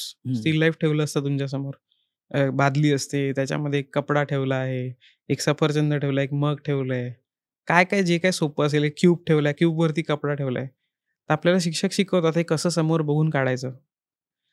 तर आज लहान असताना ते स्टील लाईफ असतं, फाउंडेशनला आल्यानंतर तुझं ते सफरचंद कांदा येतो, फर्स्ट इयरला जाशील तर तुझ्यासमोर ते स्टील लाईफ अजून मोठ्या स्वरूपात येतं.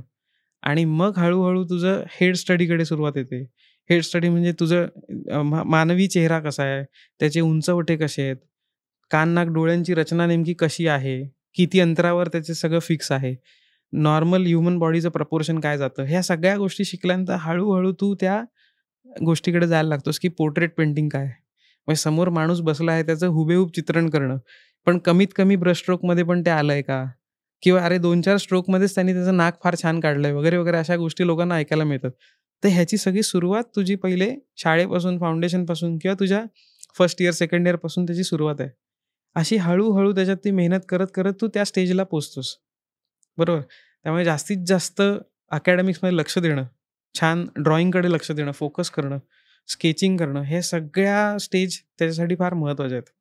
म्हणजे त्या पोर्ट्रेट कसं असावं किंवा कसं छान करावं, या विषयाचं उत्तर, म्हणजे या प्रश्नाचं उत्तर मला स्पेसिफिक देणं नाही, कारण विषय फार मोठा आहे तो. बरोबर. खूपच मोठा विषय आहे तो, ह्या वेळी पण समजण्यातला विषय नाही. अजूनही त्याच्यातल्या लर्निंग्स चालू आहेत.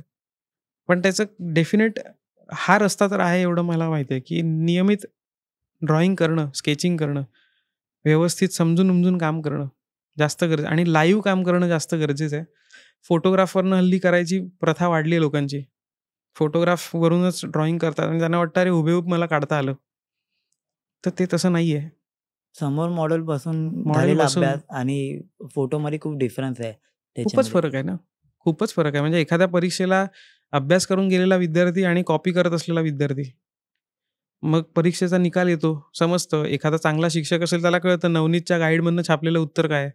आणि एखाद्याने मनाने छान व्यवस्थित उत्तर लिहिलंय, कसे मुद्देसूद मांडलंय, ते त्याला कळतं. ऑफकोर्स मुद्देसूद मांडलेला विद्यार्थी असेल, अभ्यास करून आलेला असेल, त्यांनी 1.5 पान पण लिहिलं असेल, त्याला जास्त मार्क मिळतात. पण नवनीतचं गाईड छापून 2-3 पानं जरी लिहिल, तरी त्याला माहिती आहे, अरे छापलेलं उत्तर दिलंय, कॉपी करून केलेलं उत्तर आहे. त्याला मार्क कमी मिळतात.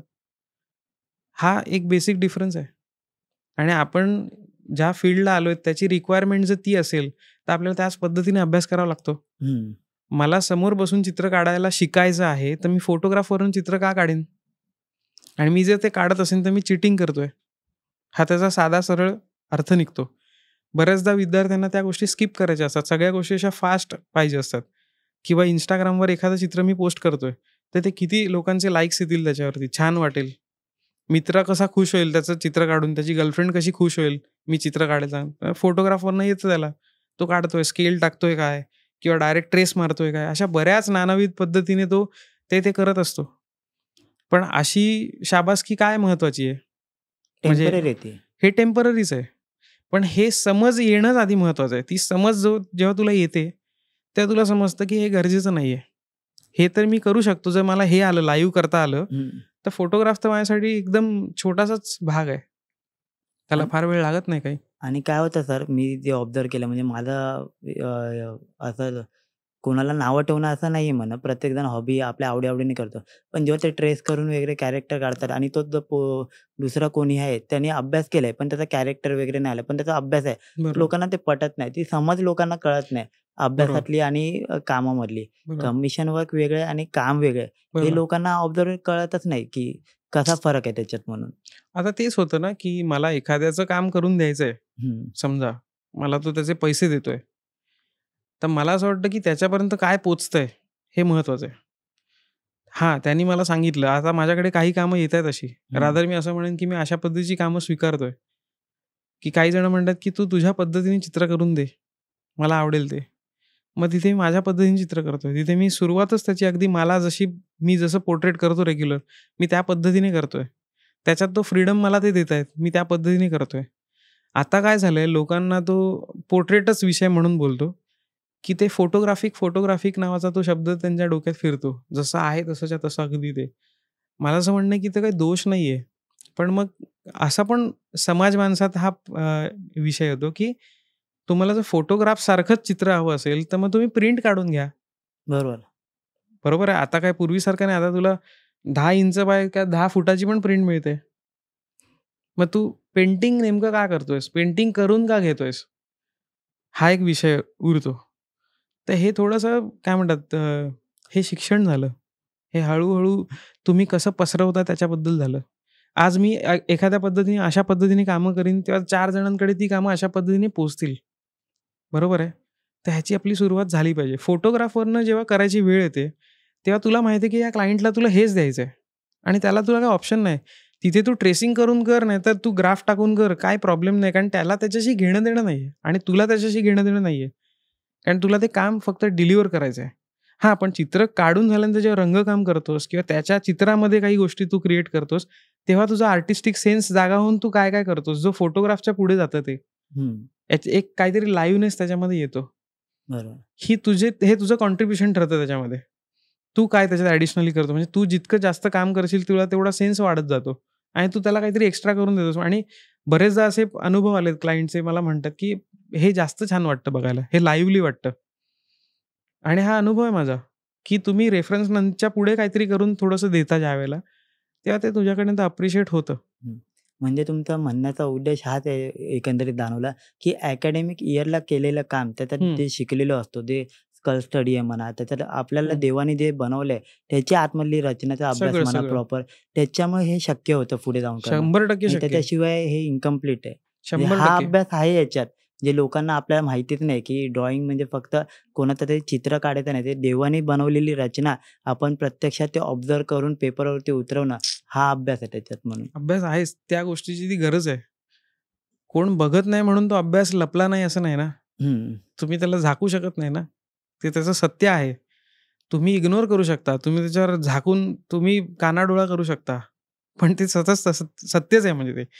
ते लपणार नाही आणि ते कधी लपलंच जाणार नाही. तुम्ही एक्सेप्ट करा किंवा नका करू. त्याला अवॉइड पण नाही करू शकत. त्या प्रोसेस मधून हां, जाणंच आणि गरजेचं आहे. त्याचे काय म्हणतात, त्याचे परिणाम तुम्हाला दिसतात. तुम्ही एखादी गोष्ट स्किप करता त्यामुळे. तुम्ही स्वतःला फसवता त्यामुळे. आज नाही समजणार, उद्या समजेल. एखाद्या क्लायंटनी कधी-कधी अशी पण कामं असतात, एखादा फोटोग्राफ आहे, ह्या माणसाचा हा फोटोग्राफ आमच्याकडे अवेलेबल आहे. तुम्ही ह्याच्यावरून करून देऊ शकता का? म्हटलं, "हो, करून देऊ शकतो. काय प्रॉब्लेम नाही." मग तेव्हा तुमचा अभ्यास नसेल, शरीरशास्त्र तुम्हाला माहीत नसेल, तुम्हाला चेहरापट्टी कशी जाते, काय जाते माहीत नसेल, तुम्ही ते काम घेऊ शकत नाही. मग ही तुमची कमतरता झाली ना, आणि ही तुम्हाला माहीत असते, की ही माझी कमतरता आहे. कारण तुम्ही कंप्लीट त्याच्यावरती डिपेंडंट झालेला असता. फोटोवरूनच काढायला तुम्ही शिकलेले असता. आर्ट कॉलेजमध्ये पण त्याचा इम्पॉर्टन्स समजत नाही, म्हणून कधीतरी असाइनमेंट संपवायला आत्ता फोटोग्राफ काढून त्याच्यावरनं असाइनमेंट केल्या जातात. मग शेवटी तुम्ही काय करणार? तुम्ही हेच करणार ना. कधीतरी तुम्हाला जेव्हा तुमचा मेंदू वापरायची वेळ येते, त्यावेळेला तुमचा मेंदू डेव्हलपच झालेला नसतो, ती गोष्ट समजून घ्यायला. तर तुम्ही काम कसं करणार? बरोबर बोललात. पॉइंट आहे की नाही? हां. हे म्हणून म्हणतो, की हे ट्रूथ आहे. ते तू झाकू शकत नाही किंवा तू इग्नोर करू शकत नाही. आणि तू इग्नोर केलंस तरी तुला माहीत असतं, की हे मी इग्नोर केलेलं आहे. त्याचे मला परिणाम कामात करताना दिसणार. दिसणारच. हं. दिसणारच. तर मी आता दुसऱ्या प्रश्नावरती येईल, की ह्या ऑब्झर्वेशनचा कुठे ना कुठेतरी फायदा होतो. आपण जे 4 वर्ष शिकलेलो असतो, ते पुढे जाऊन कसा फायदा होतो? आयदर चित्रकार म्हणून डेव्हलप होताना किंवा एक स्टुडंट म्हणून डेव्हलप होताना पर्सनॅलिटी वाईज कसं होतं म्हणजे याचा फायदा? तुम्हाला तुमच्यात जाणवला असेल. मी डेफिनेटली सांगतो 4 वर्ष जे पोरांनी चित्रकलेमध्ये अभ्यास केलाय, ते त्यांच्या ऑब्झर्वेशनमध्ये काही ना काहीतरी उतरतं. हा माझा 100% बदल आहे. खूप पर्सनल अनुभव आहे. तर तुम्हाला काय जाणवलं, की त्या अभ्यासक्रमाचा कसा एक माणूस म्हणून तुमच्यामध्ये फरक जाणवतो? बघ, एक गोष्ट बरेच जण ॲग्री करतील, किंवा एखाद्याला चित्रकलेत गती असते. तो आर्ट कॉलेजचा स्टुडंट असतो किंवा काही असतो, तर त्याचं सतत सगळीकडे बघणं चालू असतं, निरीक्षण चालू असतं, हं. की अरे, हा दुपारचा लाईट फार छान पडलाय, किंवा अरे, ते झाड किती सुंदर आहे बघ, हं. किंवा कुठे तू ट्रेकिंगला जातोयस किंवा कुठे तू गावी जातोयस, एखाद्या बाईकवरून जातोयस, तर तुला एखादं दृश्य आवडतं, तू 2 मिनिटं थांबतो, बघतोस. त्याच्याही आधी लहान असताना वगैरे आपण बघतो, की अरे, आपण लहान असताना म्हणतो ट्रेनमधनं जाताना हे डोंगर किती छान आहे. आई पण आपल्याला दाखवते, बघ कसं छान दिसतंय, ढग बघ कसे आलेत. हं. हे काय, हे ऑब्झर्वेशनच आहे. एखाद्या ऑब्झर्वेशनचा तुला कधी कसा उपयोग होईल हे सांगता येत नाही. पण त्यासाठी ऑब्झर्वेशन पण करणं गरजेचं आहे. आता हे झालं सहज ऑब्झर्वेशन, आणि काही गोष्टींचं डोळस ऑब्झर्वेशन, की तू पर्पजली ते करतोय. जसं आता आपल्या फील्डला, आपल्या गोष्टींसाठी मला शरीरशास्त्र हा विषय समजून घ्यायचा आहे. तर मला त्याच्यावर स्वतः काम केलं पाहिजे, आणि जे माझ्या नजरेत पडतं, त्याच्यावरती मी निरीक्षण केलं पाहिजे. हात असा आहे, ह्या हाताच्या या मूव्हमेंट्स आहेत. हात किती वाकतो, हात किती स्ट्रेच होतो, किती वर जातो, त्यामुळे काय मसल ग्रुपवर काय फरक पडतो, कसा परिणाम पडतो, हे सगळं माझं ऑब्झर्वेशन झालं. हे मी पर्पजली केलेलं ऑब्झर्वेशन आहे.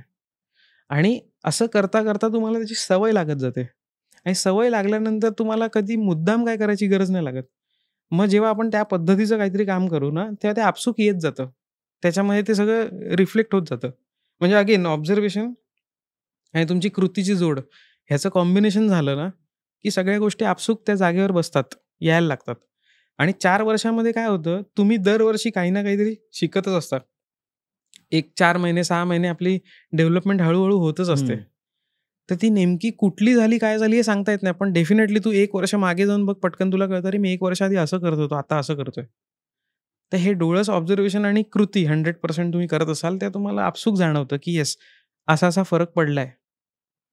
आणि तू सांगू शकत नाहीस, की नेमकं हे ऑब्झर्वेशन करून माझं हे डेव्हलप झालंय.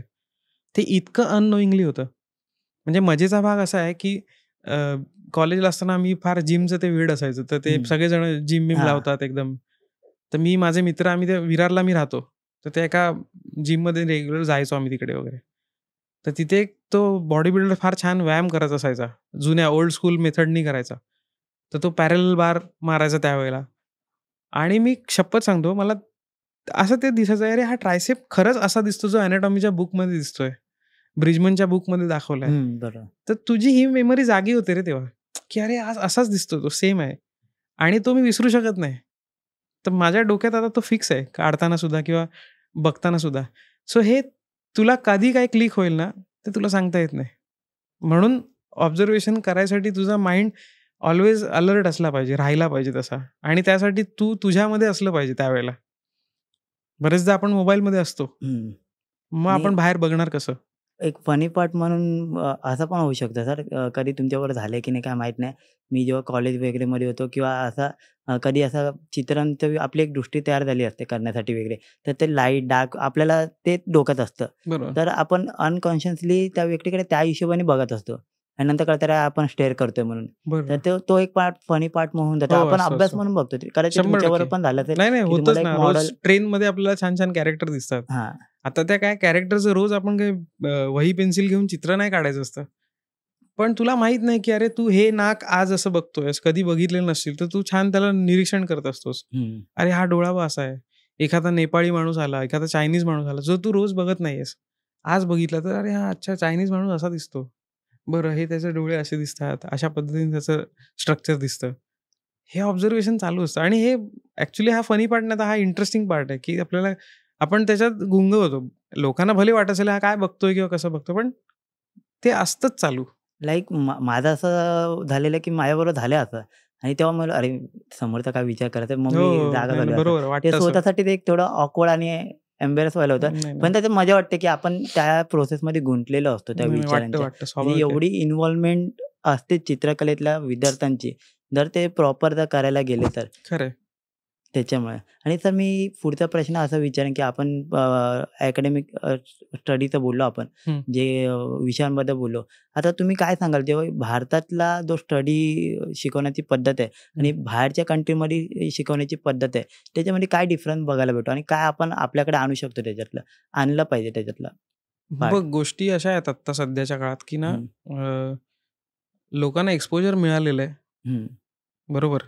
त्यामुळे आपला अभ्यासक्रमच मुळात पाश्चात्यच आहे. हं, जो आलेला आहे तो आपल्याकडे.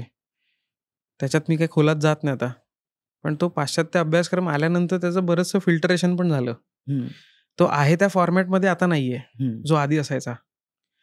तर नक्कीच त्याचा थोडासा लॉस तर आपला झालेला आहे त्याच्यामुळे. हं, पण आता असं नाहीये. आता पाश्चात्य अभ्यासक्रम जसा आहे, तिथे अटेलियर सिस्टम आहेत. बरोबर. म्हणजे आर्ट कॉलेजेस आहेत तिथे हं, आणि अटेलियर्स आहेत बेसिकली ते. खास त्या गोष्टीसाठी अलॉट केलेले. तिथे जास्तीत जास्त figure study, portrait painting, still life ह्या विषयांचं स्वतंत्र एक हे आहे. म्हणजे आपल्या आर्ट कॉलेजमध्ये जसे प्रिंट मेकिंग, पोर्ट्रेट करा, मग त्याच्यानंतर तुम्ही हे पण काढा, काय म्हणतात त्याला ते थिअरी पण लिहा, अमुक करा. असं सगळं सार्वत्रिक गोष्टींचा सगळं आहे भाव. तसा तिथे नाहीये. तिथे फक्त तुम्हाला ज्या गोष्टीची आवड आहे, तिथे तुम्ही ते करा.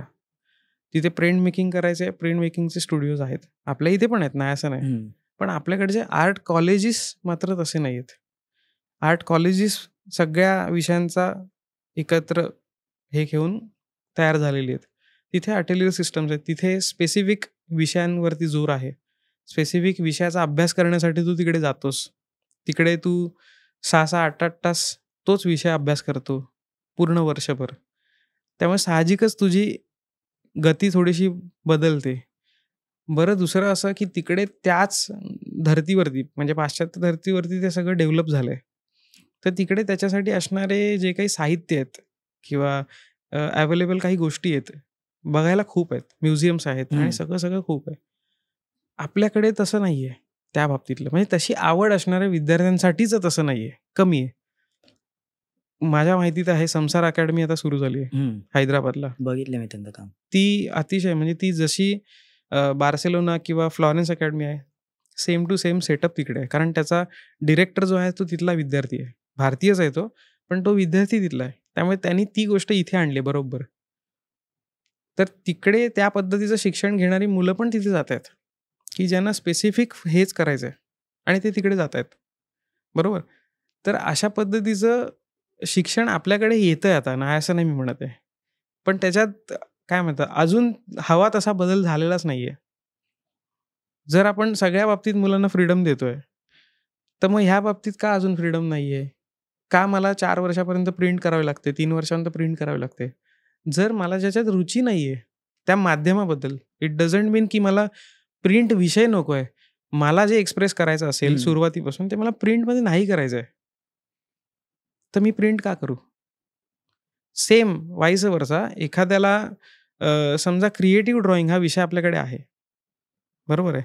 आता त्या विषयाचा अर्थ आणि त्याचा एक वेगळा पॉडकास्ट होईल, की तो विद्यार्थी अजून व्याकरण शिकतोय आणि त्याला काहीतरी निबंध लिहायला सांगितलं जातंय किंवा त्याला वाक्य बोलायला सांगितली जातं, असा काहीतरी तो अर्थ होतो, माझ्या तरी मते.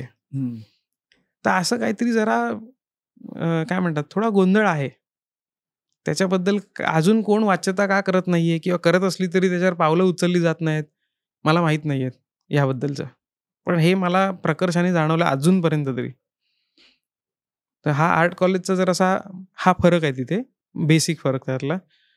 आणि राहिला प्रश्न शिक्षण पद्धतीचा, तर शिक्षण पद्धती तिकडे तुम्हाला तुमच्या काय म्हणतात, कामावरती क्रिटिक मिळतं. ॲन्युअल आर्ट एक्झिबिशन जसं असतं छान तिकडे चालतं.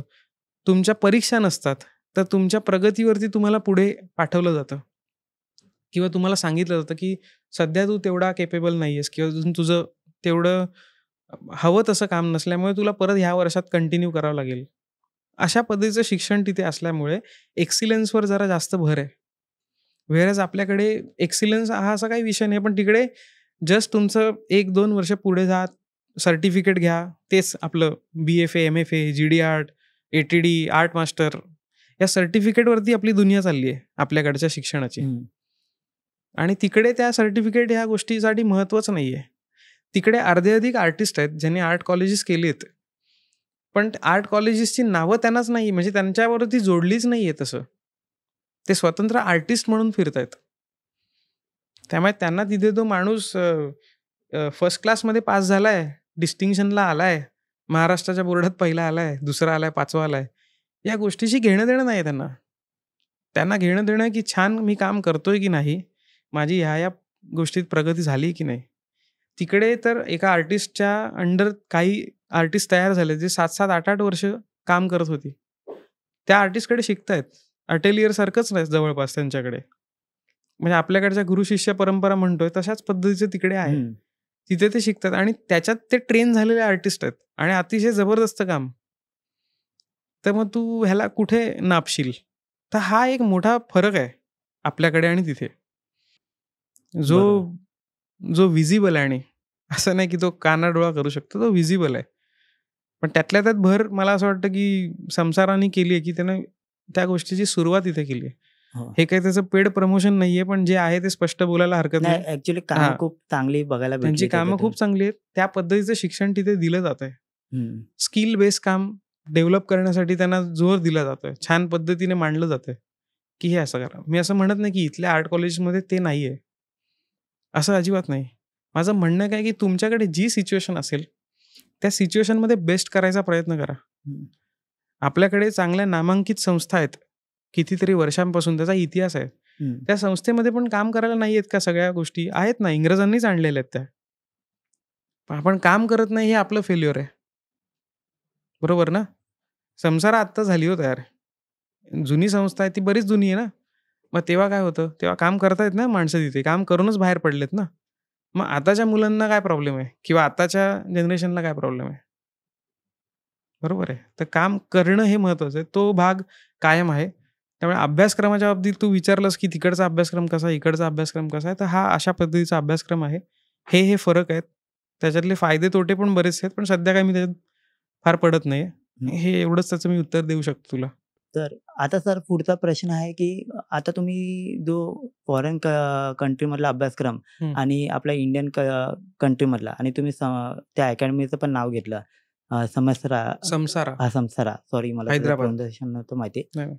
तर तुम्हाला कामामध्ये डिफरन्स दिसला का? आपल्या इकडची एवढी वर्ष कॉलेजमध्ये जी कामं चालली आणि त्यांची जी चालू झाल्यानंतरची पोरांची कामं, डिफरन्स तुम्हाला जाणवला खूप? असं जाणवला म्हणजे काय, तो दिसतोय ना, सरळ सरळ विजिबल आहे. ह्याचा अर्थ असा नाही की इथे ते सुरू व्हायच्या आधी काम होत नव्हतं, अशातला भाग नाहीये.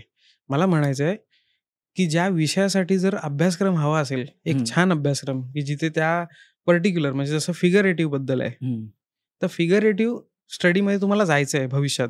छान, मला असंच काम करायचं आहे, त्याला आपण आपल्याकडच्या भाषेत मला पोर्ट्रेट पेंटर व्हायचं आहे, मला फक्त पेंटिंग करायचं आहे, फक्त माणसंच रंगवायचे आहेत वगैरे वगैरे. तर त्यांना त्या अभ्यासक्रमाबद्दल जे मूलभूत असतं सगळं बेसिक एकदम छान कोर स्टडी, तो तिथे फार छान शिकवला जातो. कारण तुला त्या गोष्टीत एंटर करण्यासाठी त्याच्या काही बेसिक गोष्टी आहेत, त्याचा काहीतरी एक्सरसाइज आहे, अशा सगळ्या गोष्टी तिकडे उपलब्ध आहेत. म्हणजे तो अभ्यासक्रमच बेसिकली तसा आहे. बरं, हा अभ्यासक्रम तोच अभ्यासक्रम आहे जो आपल्याकडे पूर्वापार चालत होता, जो आता बदलला काही ह्याच्यामध्ये. म्हणजे आपले जेव्हा कोर्सेस तयार झाले तेव्हा तो बदलला. पण जेव्हा इंग्रज भारतात आले, ज्या वेळेला त्यांनी सर जे स्कूल ऑफ आर्ट सुरू केलं, म्हणजे त्यावेळेला जे स्थापन झालं आणि जेव्हा काही शिक्षक आपल्याकडे शिकवायला आले फॉरेनचे, ते शिकवताना हाच अभ्यासक्रम शिकवायचे इकडे सुद्धा. तशा सेटिंग पण तशा होत्या अभ्यासक्रमाच्या. पण नंतर नंतर गरजेनुसार त्याच्यात बदल झाले. ते बदल का झाले, कसं झाले हा वेगळा विषय, पण बदल झाले. पण इंग्रज आले होते त्यावेळेला इंग्रजांनी तेच शिकवलं जे आता संसारामध्ये सुरू आहे. कळलं का? त्यामुळे अभ्यासक्रम त्यांचा जो आहे तोच आहे, तो तिकडे जो आहे तोच तिकडे संसारामध्ये शिकवला जातोय, जो पूर्वी ते आले तेव्हा जे मध्ये पण सुरू होता. त्याच्यात बदल झाले. मग तोच अभ्यासक्रम सर आता परत आपण आणला पाहिजे का प्रत्येक कॉलेजमध्ये? मला असं वाटतं की काय म्हणतात, आता त्याच्यासाठीचा वेळ, म्हणजे परत मी म्हणतो की हे सगळं धाडसी होईल. हे बोललं म्हणजे ना, हे खूप असं काय म्हणतात, निखारे हातात घेऊन खेळण्यासारखं झालं, की एक विधान आपण कुठलं तरी करतोय. पण मला असं वाटतं की इथे कोणाला काय गोष्टीला साध्य करायचंय हे जर क्लिअर असेल तर ते बदल होतील, अदरवाईज होणार नाहीत. अदरवाईज जे चाललंय ते चालू राहील. मी हा प्रश्न याच्यासाठी विचारला की जेव्हा त्यांना त्यांच्यात कामामध्ये फरक दिसेल आणि वेगवेगळे कामं, आता तिकडच्या पोरांची जेव्हा कामं बघतो मला ती जाम आवडली. अरे मजा येते बघायला. म्हणजे ते फर्स्ट इयर आहेत, सेकंड इयर आहेत, कुठले आहेत होते, पण त्याच्यात एक काहीतरी वेगळ्या लेवलचं काम दिसतं, काम आहे आणि त्याच्यामुळे अजून 10 लोक आपल्या फील्डकडे येतील. अशा मी तेच म्हणतो की त्या अनुषंगाने जर करायचं झालं तर एखाद्यानी ते विलिंगली केलं तर होणार आहे. आर्ट कॉलेजमध्ये सिच्युएशन तशी बनवली तर होणार नाही का? होणार आहे ना. आता ती कोणावर डिपेंड करते हा प्रश्न विचारायला हवा. ज्यांनी त्यांनी स्वतःला विचारायला हवा. मला कोणाला दोष द्यायचा नाही किंवा पॉइंट करायचं नाही, कारण कोणालाच दोष देऊन उपयोगच नसतो. बरोबर. कारण त्याला पण कुठली तरी सिच्युएशन आहे, त्याच्याही पुढच्याला कोणती तरी सिच्युएशन आहे. त्यामुळे इथे दोष देणं नाही. इथे विषय सुरू होतो की स्वतःपासून तुम्हाला काय करायचंय, तुम्ही काय बेस्ट करू शकता अवेलेबल सिच्युएशन मधून. बरोबर आहे. जेव्हा आता काही गोष्टी सुरू झाल्या, त्याच्या आधी काहीतरी होत्या, हे आपल्याला कळलंय ना. मग आता त्या पद्धतीने मी माझा अभ्यास करतो. मला अमुक ठिकाणी हे करायचंय आणि माझ्या स्वतःसाठी मी ते करायचंय, मी करू शकतो. संसारामध्ये उदाहरणच द्यायचं झालं तर तिकडे तुम्हाला काही शॉर्ट कोर्सेस आहेत. तुम्हाला जर सुट्टी असेल, वेळ असेल, तुम्ही जा करा तिथे. ही जर सवलत ते लोक देत आहेत तर तुझ्याकडे ओपन आहे ना ऑप्शन. मी कशाला दोष देत बसतो सगळ्यांना? नाही, गरज नाही. मला हे करायचं, मी तिकडे गेलो. सेम टाइमला तुला डिग्री पण हवी आहे ना. मग डिग्री पण तू करतोस ना, ती सोडतो का तू? नाही सोडत आहे. मग आपल्याला सगळंच हवं असेल तर मग कोणाला दोष बीज द्यायची गरज नाही. मग आपण ज्याला आपल्याला हवं ते करावं तिकडे. एखाद्याला खरंच मुंबईमध्ये अशा पद्धतीचं उभारायचंय, अशा पद्धतीचं शिक्षण द्यायचंय, तर आनंदाची गोष्ट नाही त्यासारखी दुसरी. जाणारे बरेच विद्यार्थी येतील तिकडे. पण सर आता मला असं वाटतं की मी जे ऑब्झर्व केलंय, पहिल्यातल्या प्रमाणे जे फाईन आर्ट क्षेत्राकडे येणार होतं ते आता कमर्शियलमुळे कुठेतरी, म्हणजे इन्कम वाईज, की इकडे जरा इन्कमच्या बाबतीत प्रॉब्लेम होतो की तेवढं काम, की कमर्शियल कामं वगैरे कमी, म्हणजे जेव्हा भेटतील तेव्हा भेटतील अशातला प्रकार. त्याच्यामुळे कमर्शियलकडे जाणारं प्रमाण वाढलंय का, आणि फाईनकडे थोडं कमी होत चाललंय. भीती पोरांना आवडतं असणार, पण ते आता इन्कम कमवायचे तर मी इकडे आता जातो. मी असं म्हणेन, मी उलट म्हणेन जरासं, की मुलं येत आहेत स्ट्रीमला.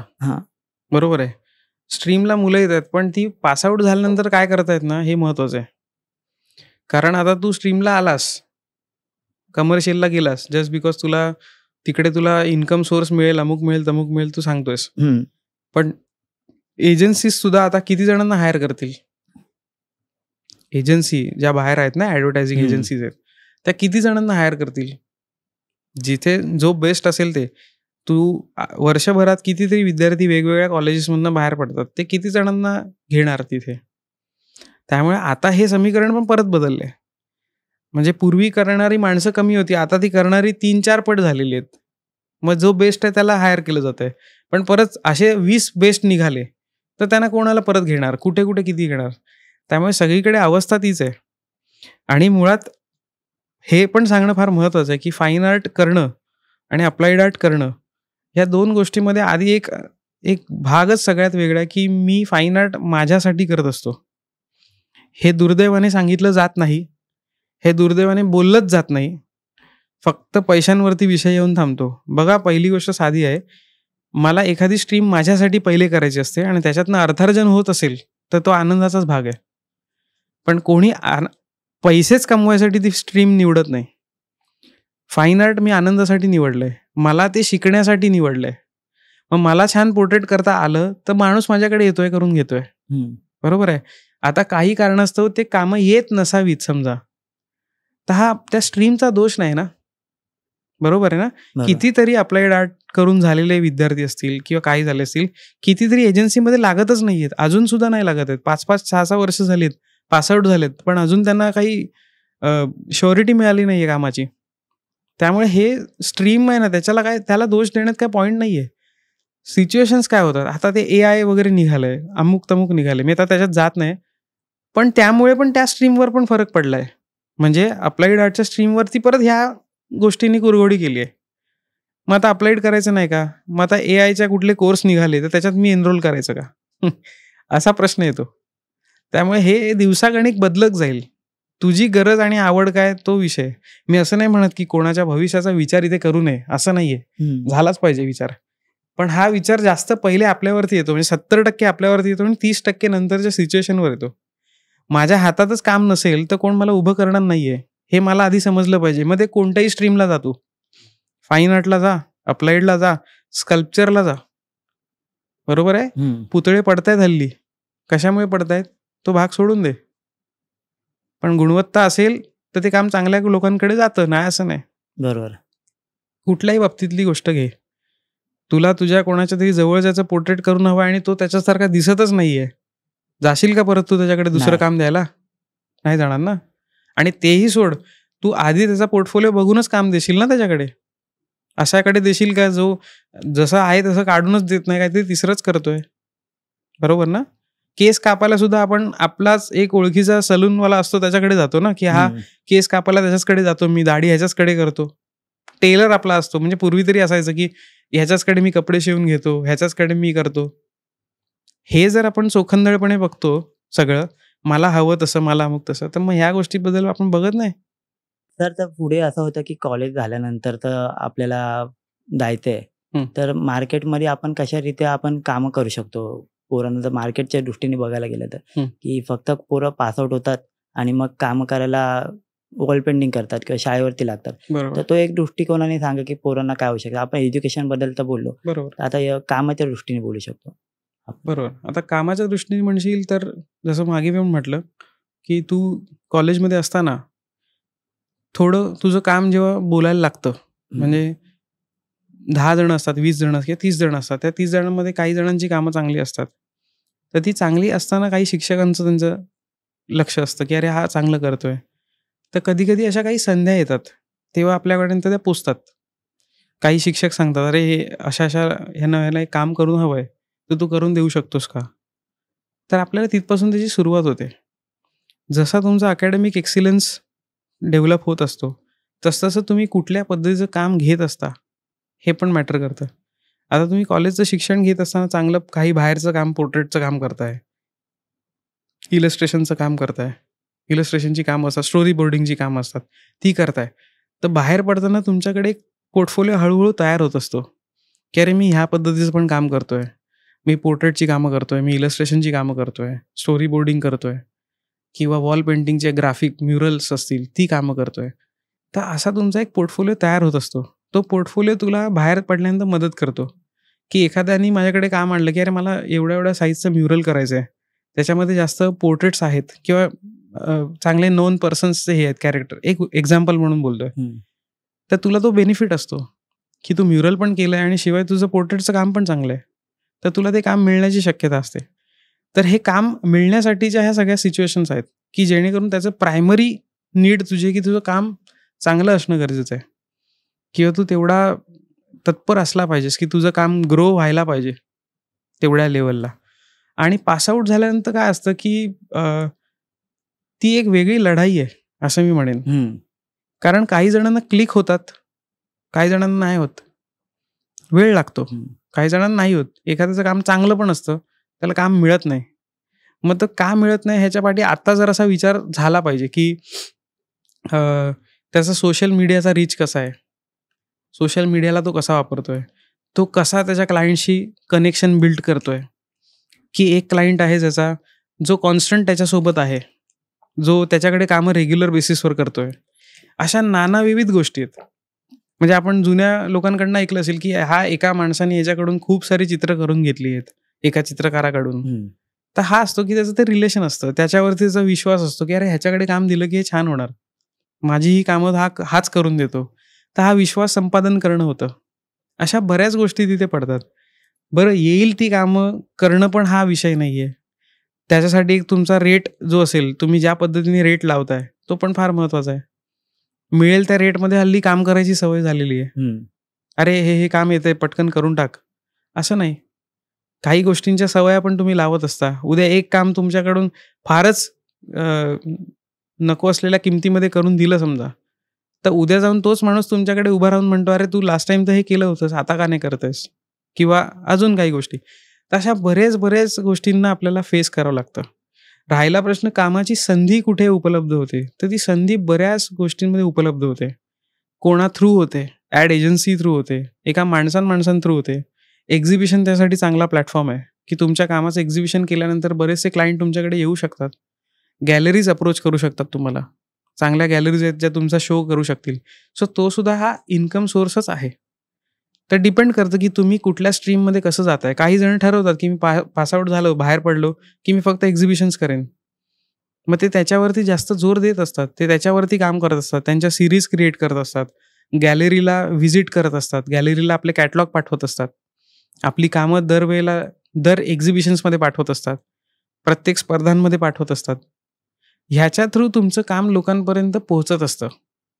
ते ऑल ऑफ सडन असं नाही की पासआउट झाला आणि मी आता ह्याच्यात काम करायला सुरुवात करणार, की मी आता कमवायला सुरुवात करणार, असं नाही. त्याच्या गोष्टींची मुळं थोडी आधी रुजलेली आहेत. आता कामं मिळणं न मिळणं हा सर्वस्वी वेगळाच विषय होऊन बसलाय सध्याच्या स्थितीला. पूर्वी तरी असंच असायचं की कामं मिळत नाहीत म्हणजे एखाद्याचं काम तेवढं चांगलं नसेल.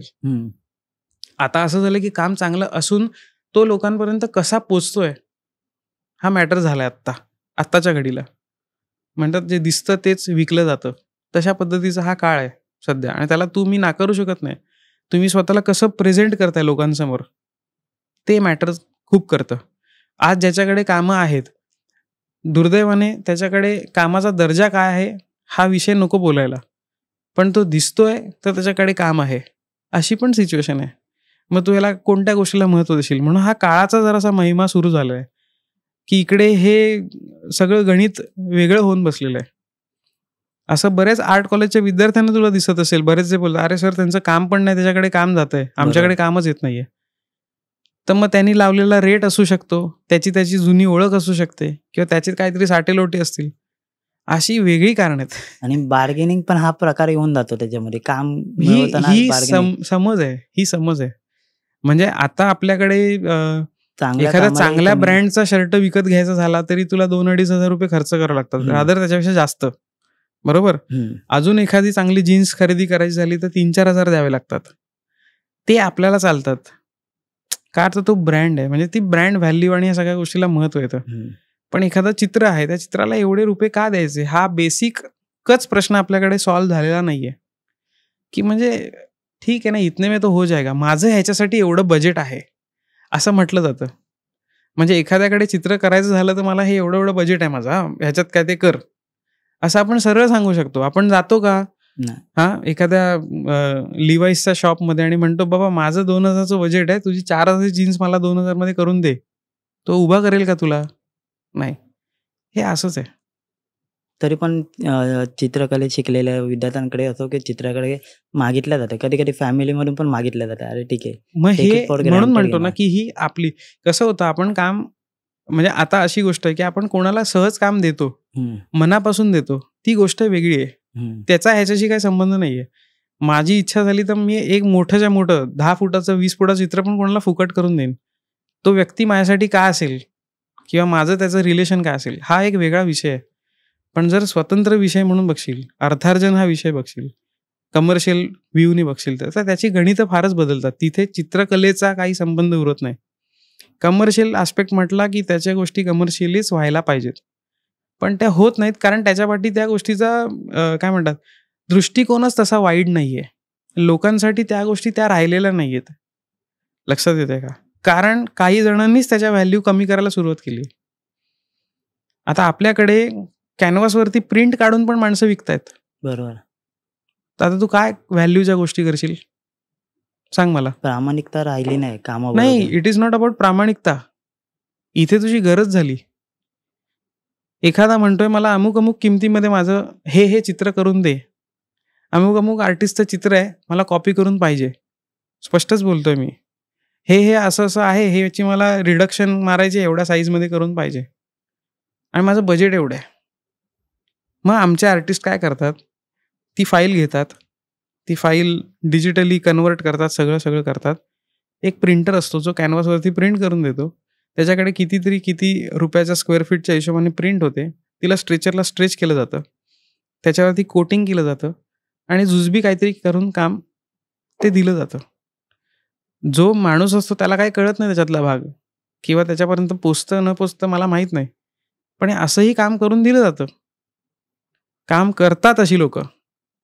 आता तू कोणाकडे तक्रार करशील, तू कोणाला प्रश्न विचारशील? प्रामाणिकतेचा विषय आहे काय, ते उरतोय का? काहीच नाही. एक प्रकारे आपण आपल्या स्वतःच्या हे आपणच करतोय. कोण तो मला सांगायला आलेला का तू प्रिंट मारून मला काम करून दे? तो मला सांगायला आलेला नाही ना. मी मार्ग शोधला, मी प्रिंट काढून दिली. आता इथे मी थांबलो असतो तर ती भीती की माझं काम दुसऱ्याकडे जाईल, मला 2 पैसे हे मिळत आहेत ना, हे जातील दुसऱ्याकडे, तर मी करून टाकतो बाबा एकदाचं. पण तिथे तू नाही म्हणालास तर वेळेला तुझ्याकडे पैसे नाही मिळणार तुला, पण निदान तू तुझ्या काही गोष्टींची फर्म तरी राहशील. आज अशी 10 जण बोलली तर समोरच्याला एक लक्षात येईल की अरे माणसं असं नाही करत काम, ही गोष्ट इथे अशी नाही होत. पण हे खूप मोठं आहे, लांब आहे, मी फार लांब गेलोय बोलायला, एवढं नाही आहे. पण ती कामाची समोरच्याला मग व्हॅल्यू राहील सर ऍक्च्युली. मग काही आर्टिस्ट तेच करतात, त्यांच्याकडे त्यांची लिस्ट आहे बाबा की मी हे माझे टर्म्स आहेत, या माझ्या कंडिशन्स आहेत, त्यावरच मी काम करतो. असेल शक्य तर आपण पुढे जाऊ, अदरवाईज नको. मग अशी पण लोक आहेत, मी असं नाही म्हणत सगळे असं आहेत, सगळी अशी माणसं आहेत त्या स्वतःच्या टर्म्स कंडिशनवरती काम करतायत. मग ते होणं गरजेचं आहे, गरजेचंच आहे ते. नाहीतर कोणी येतंय, माझी गरज भागून जाते. गरजा सगळ्यांनाच आहेत, पैसे सगळ्यांनाच पाहिजे असतात, पण कुठल्या लेवलला येऊन आपल्याला थांबायचंय हे तर समजलंच पाहिजे ना. मिळतायत 2 पैसे म्हणून कोणी येतोय, वडापाव देतोय पर डेला आणि जातोय, हे प्रोफेशनलिझम नाही होत. आणि ह्याच्यात काही म्हणजे काय म्हणतात त्याला, हे भूषणाची गोष्ट नाहीये, पण होतंय आपल्याकडे. नाही, मीही बघितले, म्हणजे मी कधी केलं नाही किंवा मी कमर्शियल तेवढी कामं केली नाही. मी जे घेतात त्यांच्याकडे हे बघितलं मी नक्की, की समोरच्याला कळतच नाही की ते काय केलं. आपण आपल्या ह्याच्यामध्ये असल्यामुळे आपल्याला लगेच कळून येतं की ह्याच्यात काय चुकीचं. साधी गोष्ट आहे, गणपतीची मूर्ती विकत घेताना मंडळाचं काहीतरी बजेट असतं. त्या बजेटमध्ये आम्हाला ही मूर्ती करून द्या. मग मूर्तिकाराला मूर्ती झाल्यानंतर किती वेळा मंडळाला फोन करावा लागतो की साहेब पेमेंट होते का, साहेब पैसे मिळतील का. गणपतीचं डेकोरेशन करून घेणारी मुलं असतात, त्यांची पेमेंट कधी होते. हा सगळा असा गुंत्याचा विषय आहे. इथे चित्रकला नाही मित्र, इथे चित्रकला सगळी बाजूला आहे. बरोबर. हा फक्त कमर्शियल आस्पेक्ट होतो. तिकडे तुम्ही डील कशी करता तो एक वेगळा विषय आहे. जर काम मी घेतलंय तर त्याच्या सगळ्यात सुरुवातीपासूनच्या गोष्टी मी ठरवलेल्याप्रमाणे झाल्या तर त्या झाल्या, नाही तर नाही. आणि सर सोशल मीडियाचा खूप फायदा होतोय आजकाल ग्रो व्हायला. चित्रकला सोशल मीडियाचा काम मिळवून द्यायला फायदा होतोय. होतोच, 100% होतोय. आता ते इंस्टाग्राम वगैरे आहे. हो, कितीतरी विद्यार्थी वापरतात, कितीतरी लोकांना त्याच्यातनं कॉन्टॅक्ट्स मिळतात. काय इंस्टाग्राम सारखं माध्यम आहे, फेसबुक सारखं माध्यम आहे, त्याच्यावरती बरेच जण काम बघत असतात. म्हणजे आता पूर्वीसारखी सिच्युएशन राहिली नाही की एखादा आर्टिस्ट एक्झिबिशनलाच दिसतोय, असं नाही. तर तो आता सोशल मीडिया वापरतोय, यूट्यूब वापरतोय, यूट्यूबवर त्याचे व्हिडिओज पोस्ट करतोय, त्याच्या एक्झिबिशनच्या काही छोट्या काय म्हणतात त्याला क्लिप्स वगैरे टाकतोय. अशा बऱ्याच गोष्टींनी तो स्वतःला प्रेझेंट करतोय, तो प्लॅटफॉर्म म्हणून त्याचा वापर करतोय. तर मी त्याचा कसा वाईजली वापर करीन हे डिपेंड करतं. आत्ताचे बरेचसे चित्रकार आहेत ज्यांचे काही क्लासेस आहेत, काही जण ह्या गोष्टी स्वतंत्र वर्कशॉपमध्ये शिकवतात. तर ते ह्या सगळ्या मीडियाचा वापर करतायत आणि तो चांगल्या रीतीने होतोय. म्हणजे वापरला तर फार छान त्याचा उपयोग पण आहे. सगळ्यांपर्यंत पोचता येतंय. आता असं नाही ना की एखाद्या दुकानात पॅम्पलेट लावलं आणि ते वाचून कोणतरी येतोय, असं नाहीये. त्याच पॅम्पलेटचा फोटो मी आत्ता एका क्षणामध्ये कितीतरी लोकांना सहज पाठवू शकतो, फॉरवर्ड करू शकतोय, व्हॉट्सॲपमध्ये ब्रॉडकास्ट करतोय. नानाविध पद्धतीने आपण पोचलोय लोकांपर्यंत. म्हणजे हा प्लॅटफॉर्म एवढा जबरदस्त आहे की तू करशील ते लगेच दुसऱ्या मिनिटाला लोकांपर्यंत जाते, ते दुसऱ्या मिनिटाला लोकांपर्यंत पोचते. त्यांच्या इन्स्टंट प्रतिक्रिया तुला येत आहेत. त्यांना आवडलं नको ते सरळ लिहून तुला पाठवतायत, ते शेअर करतायत. अरे बघ ह्याचं काम बघ, स्टोरीला पाठवतायत, कोणाला त्यांच्या चॅट्समध्ये पाठवतायत, जिथे जिथे पाठवतात, स्टेटसला ठेवतायत. खूप साऱ्या गोष्टी करतात. तर जे माध्यम होतं आर्ट गॅलरी की जिकडे एक्झिबिशन भरवलं की तिकडे लोक येऊन बघायचे, अजूनही सोशल मीडियामुळे ते जास्त प्रमाणात पोहोचते का? अजून आहे ना, उलट किती त्याचा वाढलं ना, प्रसार वाढला. कसं होतं, आता माणसं पण बरीच झाली आहे, गॅलरीज पण तशाच आहेत, पण माणसं त्यांच्यापर्यंत पोहोचण्यासाठी त्यांना हे सोपं झालं. आता एखादी गॅलरी कुठे आहे तिचा त्यांनी सेटअप टाकला तर लोक क्युरियस झाले, अरे हे कुठे आहे, चला जाऊन बघूया. बरोबर आहे. पूर्वीच्या वेळेला तसं काही नव्हतंच ना, लिमिटेड गोष्टी असायच्या. लोकांचं जाणं येणं त्या गॅलरीत असायचं, त्यांना माहिती असायची ही गॅलरी अशी आहे, किंवा एखाद्याला माहीत नसेल तर चल मी तुला घेऊन जातो तिकडे. पण आता मी गेलो नाही तरी मला कुठल्या तरी स्टेटमधली ही गॅलरी आहे ही मला त्याचा पेजवरून पण कळून जातं. त्या गॅलरीचं स्वतःचं पेज असतं कुठल्या तरी सोशल मीडियाचं, मी ते पण बघत असतो. सो मला एक्झिबिशन तिकडे करायचं आहे तर मी गॅलरी इथून पण बघू शकतो. त्यांच्या वेबसाईटवर जातो, वेबसाईटवर सर्च करतो, कितीतरी ऑप्शन्स आहेत. त्यामुळे डेफिनेटली याचा यूज आहे आणि आत्ताची माणसं त्याचाच यूज करत पुढे जात आहेत. सगळं म्हणजे ग्रो होत आहेत त्यांनी पण, नाही असं नाही. त्यामुळे हा प्लॅटफॉर्म बेस्टच आहे. त्याचा काय ड्रॉबॅक बघायला भेटेल जर दुसऱ्या बाजूने बघितलं तर? ड्रॉबॅक आता ह्या गोष्टीतनं मला नाही वाटत काही आहे. म्हणजे एखादा माणूस स्वतःचं इंस्टाग्राम कितीही पोस्ट टाकायला समर्थ आहे ना. त्याचे छोटे छोटे व्हिडिओज, त्याच्या स्टोरीज किंवा त्याच्या रील्स, काय करायचं म्हणून तो आहे ना त्याच्यासाठी. आता इतरांचं सोडा, रील्समध्ये जे आपण बघतो ते सोडून द्या, पण माझ्या कामाशी रिलेटेड जर रील्स जात असतील तर माझा एक ऑडियन्स असेल की अरे म्हणजे जसं आपण तिथे बेल आयकन असतं, जिथे क्लिक केलं की आपल्याला त्याचे नोटिफिकेशन येत असतात. तर मला एखादा चांगला आर्टिस्ट आहे, मला जो आवडता आहे, त्याच्या पोस्ट आले तर मी आवर्जून बघतो, त्याचे रील्स बघतो, ते माझ्या ग्रुपमध्ये शेअर करतो. तर हा त्याचा वापर आहे, बेस्ट वापर आहे. आता ह्याच्यात ड्रॉबॅक तर मला काही दिसत नाही आहे. असलाच तरी तो अजून नंतर भविष्यात कळेल, अजून मला तरी काय वाटलं नाही आहे. म्हणजे मी मला चांगलं प्रेझेंट करू शकलो हे बेस्टच झालं. त्याचा काही दुष्परिणाम दिसत नाही. जाणवला जेव्हा आपल्याकडे सोशल मीडिया एवढा नव्हता तेव्हा कामं दाखवण्याची पद्धत म्हणजे आपली पोचत नव्हती, आणि आता तुमचं काम इंस्टाग्रामवरती खूप तुम्ही टाकता बघता, तेव्हा त्या कामामधून येण्या प्रतिक्रियेमध्ये किंवा त्याच्यामध्ये काय फरक जाणवला? डेफिनेटली फरक असेल असं मला. जास्त विद्यार्थ्यांचा, माझे मित्र आहेत त्यांचा, काही चांगले चांगले आर्टिस्ट आहेत, ते कनेक्ट झाल्याचा फार चांगला अनुभव आला. म्हणजे माझं काम एखाद्या आर्टिस्टना दाखवायसाठी मला त्यांच्यापर्यंत पोहोचावं लागत असेल तर कधी कधी त्यांनी माझं पेज बघून पण मला प्रतिक्रिया दिल्या आहेत, मग मी त्यांच्यापर्यंत पोहोचलो गेलो नकळतपणे. तर ही गोष्ट चांगली घडली. बरेचसे विद्यार्थी आहेत दुसऱ्या ठिकाणचे, महाराष्ट्रातलेच आहेत पण बरेचदा असं त्यांचे मेसेजेस येत असतात, त्यांचे प्रश्न येत असतात, क्वेरीज येत असतात की हे आम्हाला समजलं नाहीये, किंवा सर हे आम्ही कसं केलं पाहिजे, काय केलं पाहिजे. तर मला त्याच्यापर्यंत ह्याच्या थ्रू पोचता येतंय, मी त्यांना आन्सर करतोय. माझ्या पोस्ट बघून एखाद्याला समजा काहीतरी कुठे अडलं असेल तर तो ते बघू शकतोय. मला स्वतःला कितीतरी आर्टिस्टच्या पोस्ट आहेत जे मी बघून शिकतोय. बरोबर आहे. तर हा मला जसा फायदा होतोय तसा डेफिनेटली इतरांना होत असेल, हे मला सांगायचा उद्देश आहे. तर हा डेफिनेटली मोठा फायदा आहे की एकमेकांना बघणं. म्हणजे वाईजली वापरलं तर मी 24 तास इंस्टाग्रामवर बसून किंवा फेसबुकवर बसून त्यांचे व्हिडिओज नाही बघितलेत. मला जेव्हा वाटलं अडलं तेव्हा मला यूट्यूब सारखा बेस्ट सोल्युशन नाही दिसलंय. बरोबर आहे.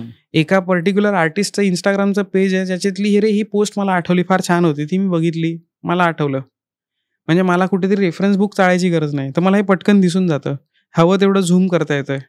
चांगल्या गुगलची आता कुठली तरी एक ती गुगलचं ॲप आहे, मला आता आठवत नाही नाव त्याचं, ज्याच्यामध्ये तुम्ही अगदी कॅनव्हासचे टेक्स्चर दिसेपर्यंत इतक्या हाय रेज इमेजेस टाकलेले आहेत सगळ्या वेल नोन आर्टिस्टच्या.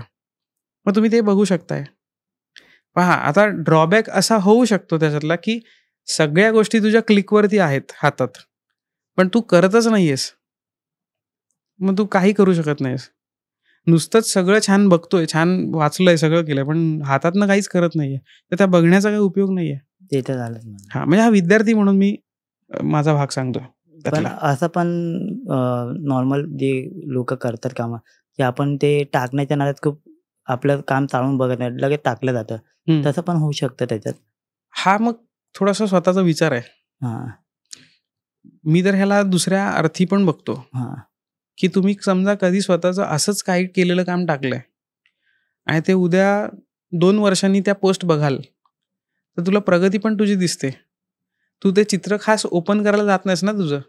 म्हणजे मी असं म्हणतोय की ते चित्र कुठेतरी तू ठेवून दिलेस, पण तू इंस्टाग्रामच्या पोस्टवरती स्क्रोल करत गेलास आणि तुला 2020चं एखादं काम मिळालं, ते तू बघतोयस, तर तुला समजतं की अरे हां, हे पण असं असं झालेलं आहे. म्हणजे मी माझा उदाहरण फक्त मी सांगतोय, माझं सांगतोय स्वतःला.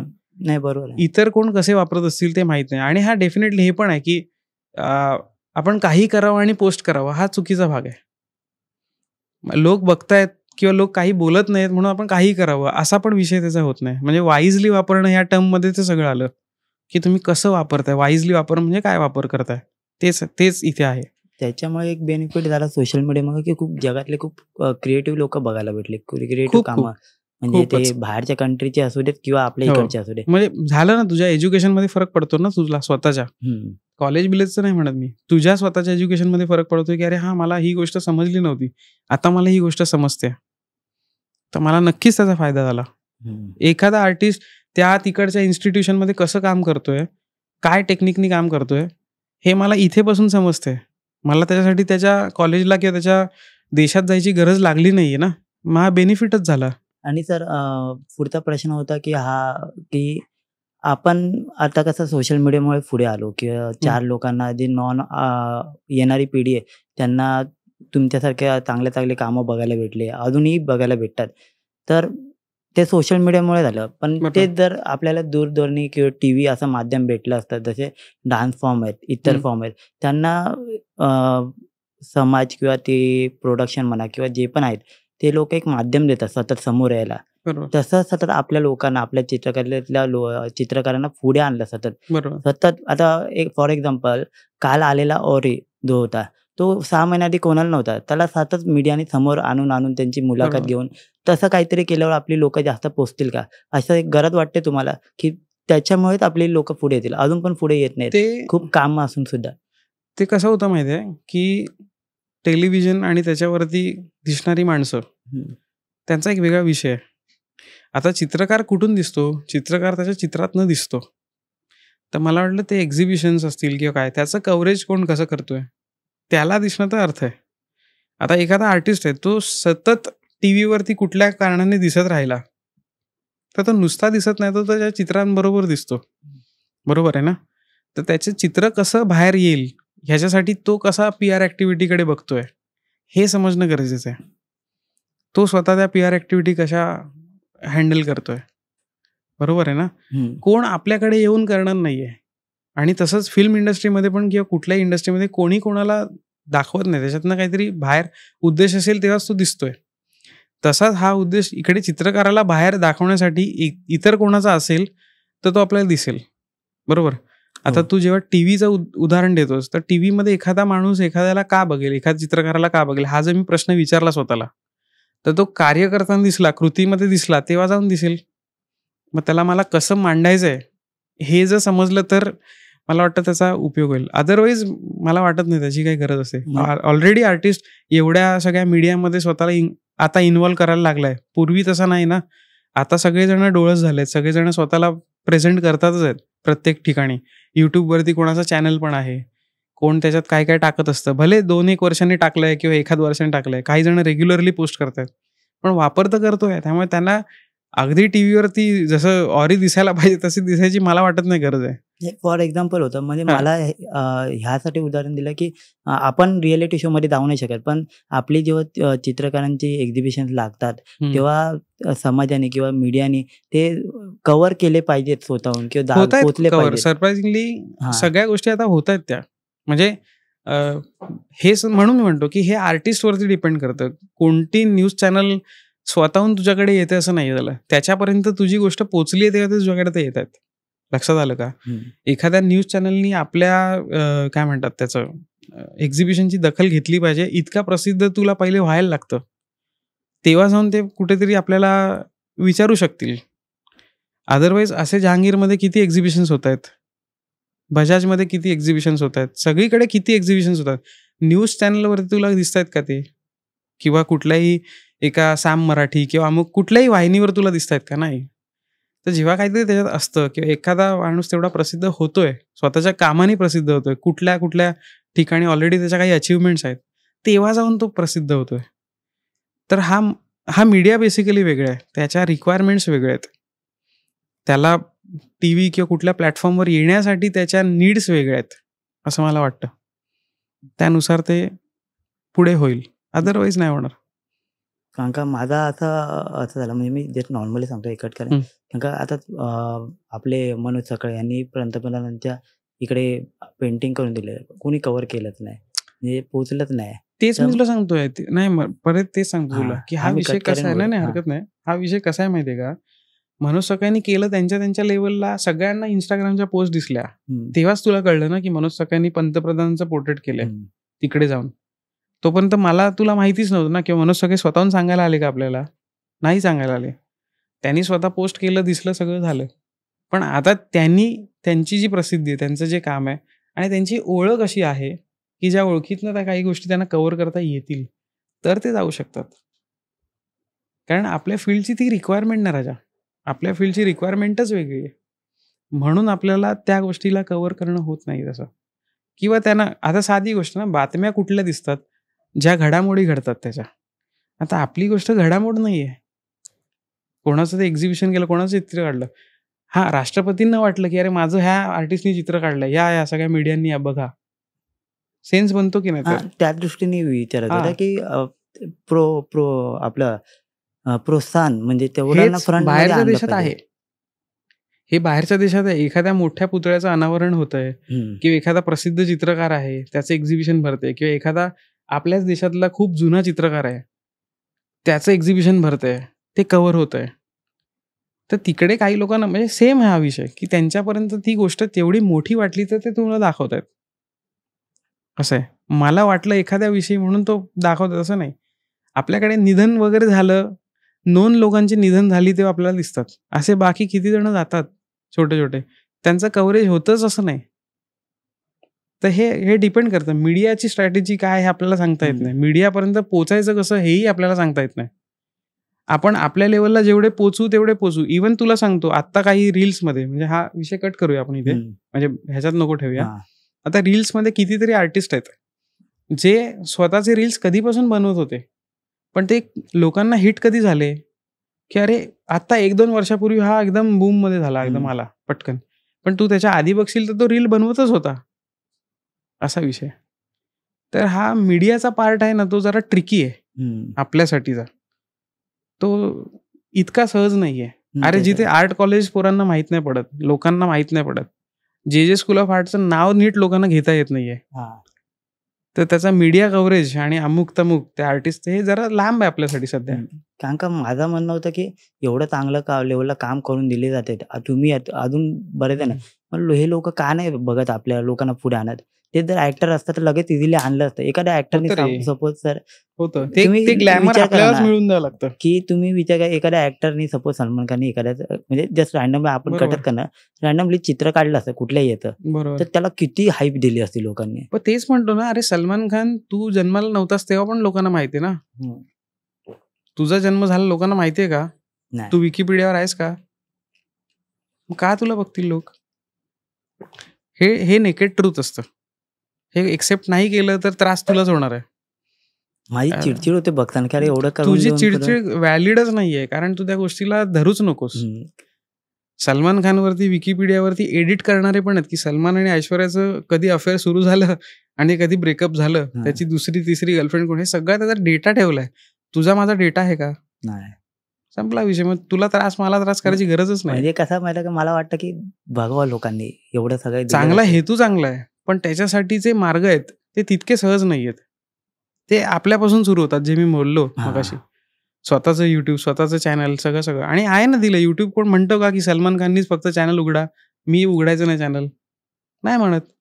तुला पण आहे ना अधिकार, तू पण युट्यूबचं चॅनल खोलतोस आणि करतोच आहेस ना. असाच तू उद्या 20 वर्षानंतर कधीतरी अरे ह्याचा इंटरव्ह्यू ह्याने घेतला होता, मग तो पुढे आला, अरे ह्याचा इंटरव्ह्यू होतच ना असं. हा मीडियाचा वेगळा विषय मित्रा. मीडिया हा विषय समजून घेण्यासाठी त्यातला एखादा माणूस आहे तो तुला जास्त चांगलं सांगेल की ह्या गोष्टी तुला कशा पुढे नेता येतील किंवा ह्या गोष्टी कशा कव्हर होत आहेत. कळलं का? मग पर्टिक्युलर चित्रकार, मग असं म्हटलं तर एखादा आर्किटेक्ट पण यायला पाहिजे. आम्ही एवढी चांगली बिल्डिंग बांधली, ते पण आहे. आम्हाला का कव्हर करत नाही तुम्ही?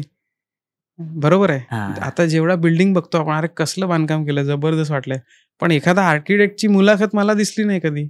खास अगदी बिल्डिंगचं असं कव्हर बिवर घेऊन गेलाय आहे. तर त्या फील्डच्या त्या नीड्स आहेत, त्याच्या त्या प्रोसेस आहेत. त्यामुळे त्याला आपण सगळ्या त्या लेवलला घेऊन जाऊ शकत नाही की ऑरी फेमस झाला किंवा सलमान फेमस झाला तसंच आमच्यातला का वासुदेव कामत किंवा हे पुढे येत नाहीत वगैरे, असं नाहीये. ते आपण तो हट्ट धरू शकत नाही. सर, पुढचा प्रश्न असा आहे की तुम्ही जाता जाता काय सांगाल, म्हणजे जे येणाऱ्या पिढीला किंवा पालकांना किंवा चित्रकलेतल्या लोकांना काय सांगाल तुम्ही? चित्रकलेतल्या म्हणजे जे येऊ पाहतात त्यांच्यासाठी मी एकच सल्ला देईन की फार कॉन्शियसली कुठली पण गोष्ट करा. डिसिजन राईट घ्या. राईट डिसिजन घ्या एज इन डोळसपणे घ्या. 4 गोष्टी चौकशी करा, विचारा. माहिती सगळीकडे अवेलेबल आहे, ती घ्या. चांगल्या लोकांकडे म्हणजे ज्यांना माहिती आहे त्यांच्याकडे जा. कोणीही असतील ते, त्यांच्याकडे जा, मार्गदर्शन घ्या.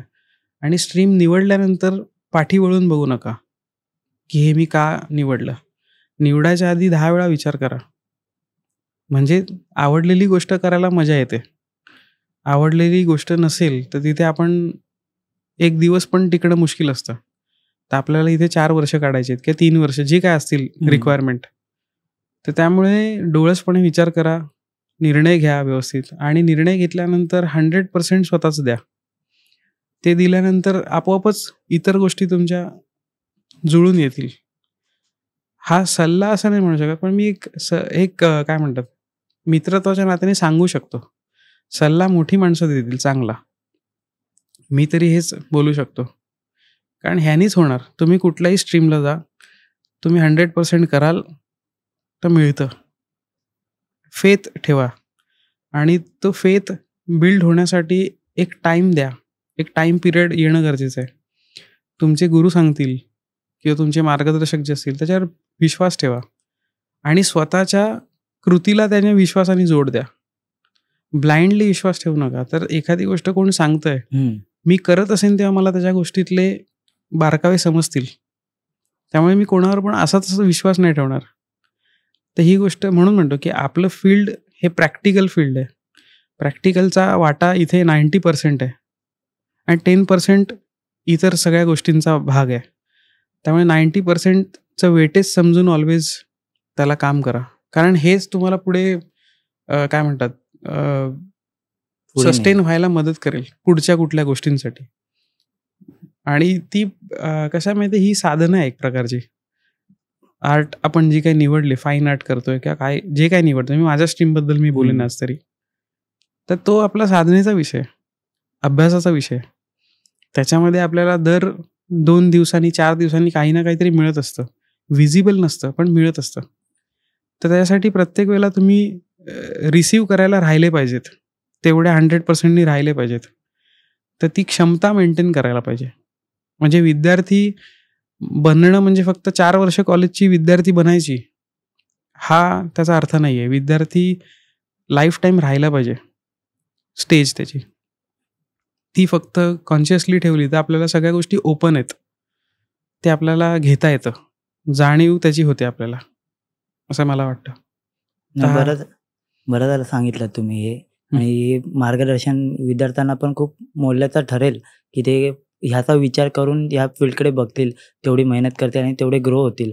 आणि तुमच्या सारख्या चित्रकारांकडून, आर्टिस्ट लोकांकडून, शिक्षकांकडून काहीतरी शिकतील. ते चांगल्या प्रकारे कसा ग्रो करायचं आहे ते बरोबर. नक्कीच ह्याचा सगळ्यांना फायदा होईल. नाही, मी पण अजूनही मी सांगतो हे पण, आम्ही कोणी प्रसिद्ध किंवा एस्टॅब्लिश अजून झालेलो नाही, किंवा त्याच्या व्याख्या काय हे माहीत नाही, किंवा ते व्हावं म्हणून काहीतरी करतोय अशातलाही भाग नाही. ही मी जेन्युइन माझी जी प्रॅक्टिस आहे ती मी करतोय. मला जे आवडतंय त्यात मी काम करतोय. ते करत असताना मला जे अनुभव आले ते मी तुझ्याकडे शेअर केले, जसे आहेत तसे. त्यामुळे मला ते सांगताना आनंद होतोय, ते शेअर करताना मला आनंद होतोय. तू प्रश्न विचारलेस, त्याची उत्तरं आपल्याला देता आली. काही गोष्टी कोणापर्यंत कशा पोचतील माहीत नाही, पण चांगल्या रीतीने पोचाव्यात अशी अपेक्षा. सो त्यामुळे तू हे प्रश्न विचारलेस, तू बोलवलंस मला, त्यासाठी तुझे आभार. आणि ही मेन गोष्ट म्हणजे केलीस. तुमचा पॉडकास्ट घेताना माझ्याही समजमध्ये एक भर पडली. मलाही गोष्टी 4 कळल्या, 4 बरं. गोष्टी समजल्या. तसं इतरांना पण त्याचा नक्कीच फायदा होईल. तर आपण तसेच तुम्ही इकडे हे आलात करूया. त्याच्याबद्दल मी तुमचे खूप खूप आभारी आहे. Thank you so much. Thank you so much.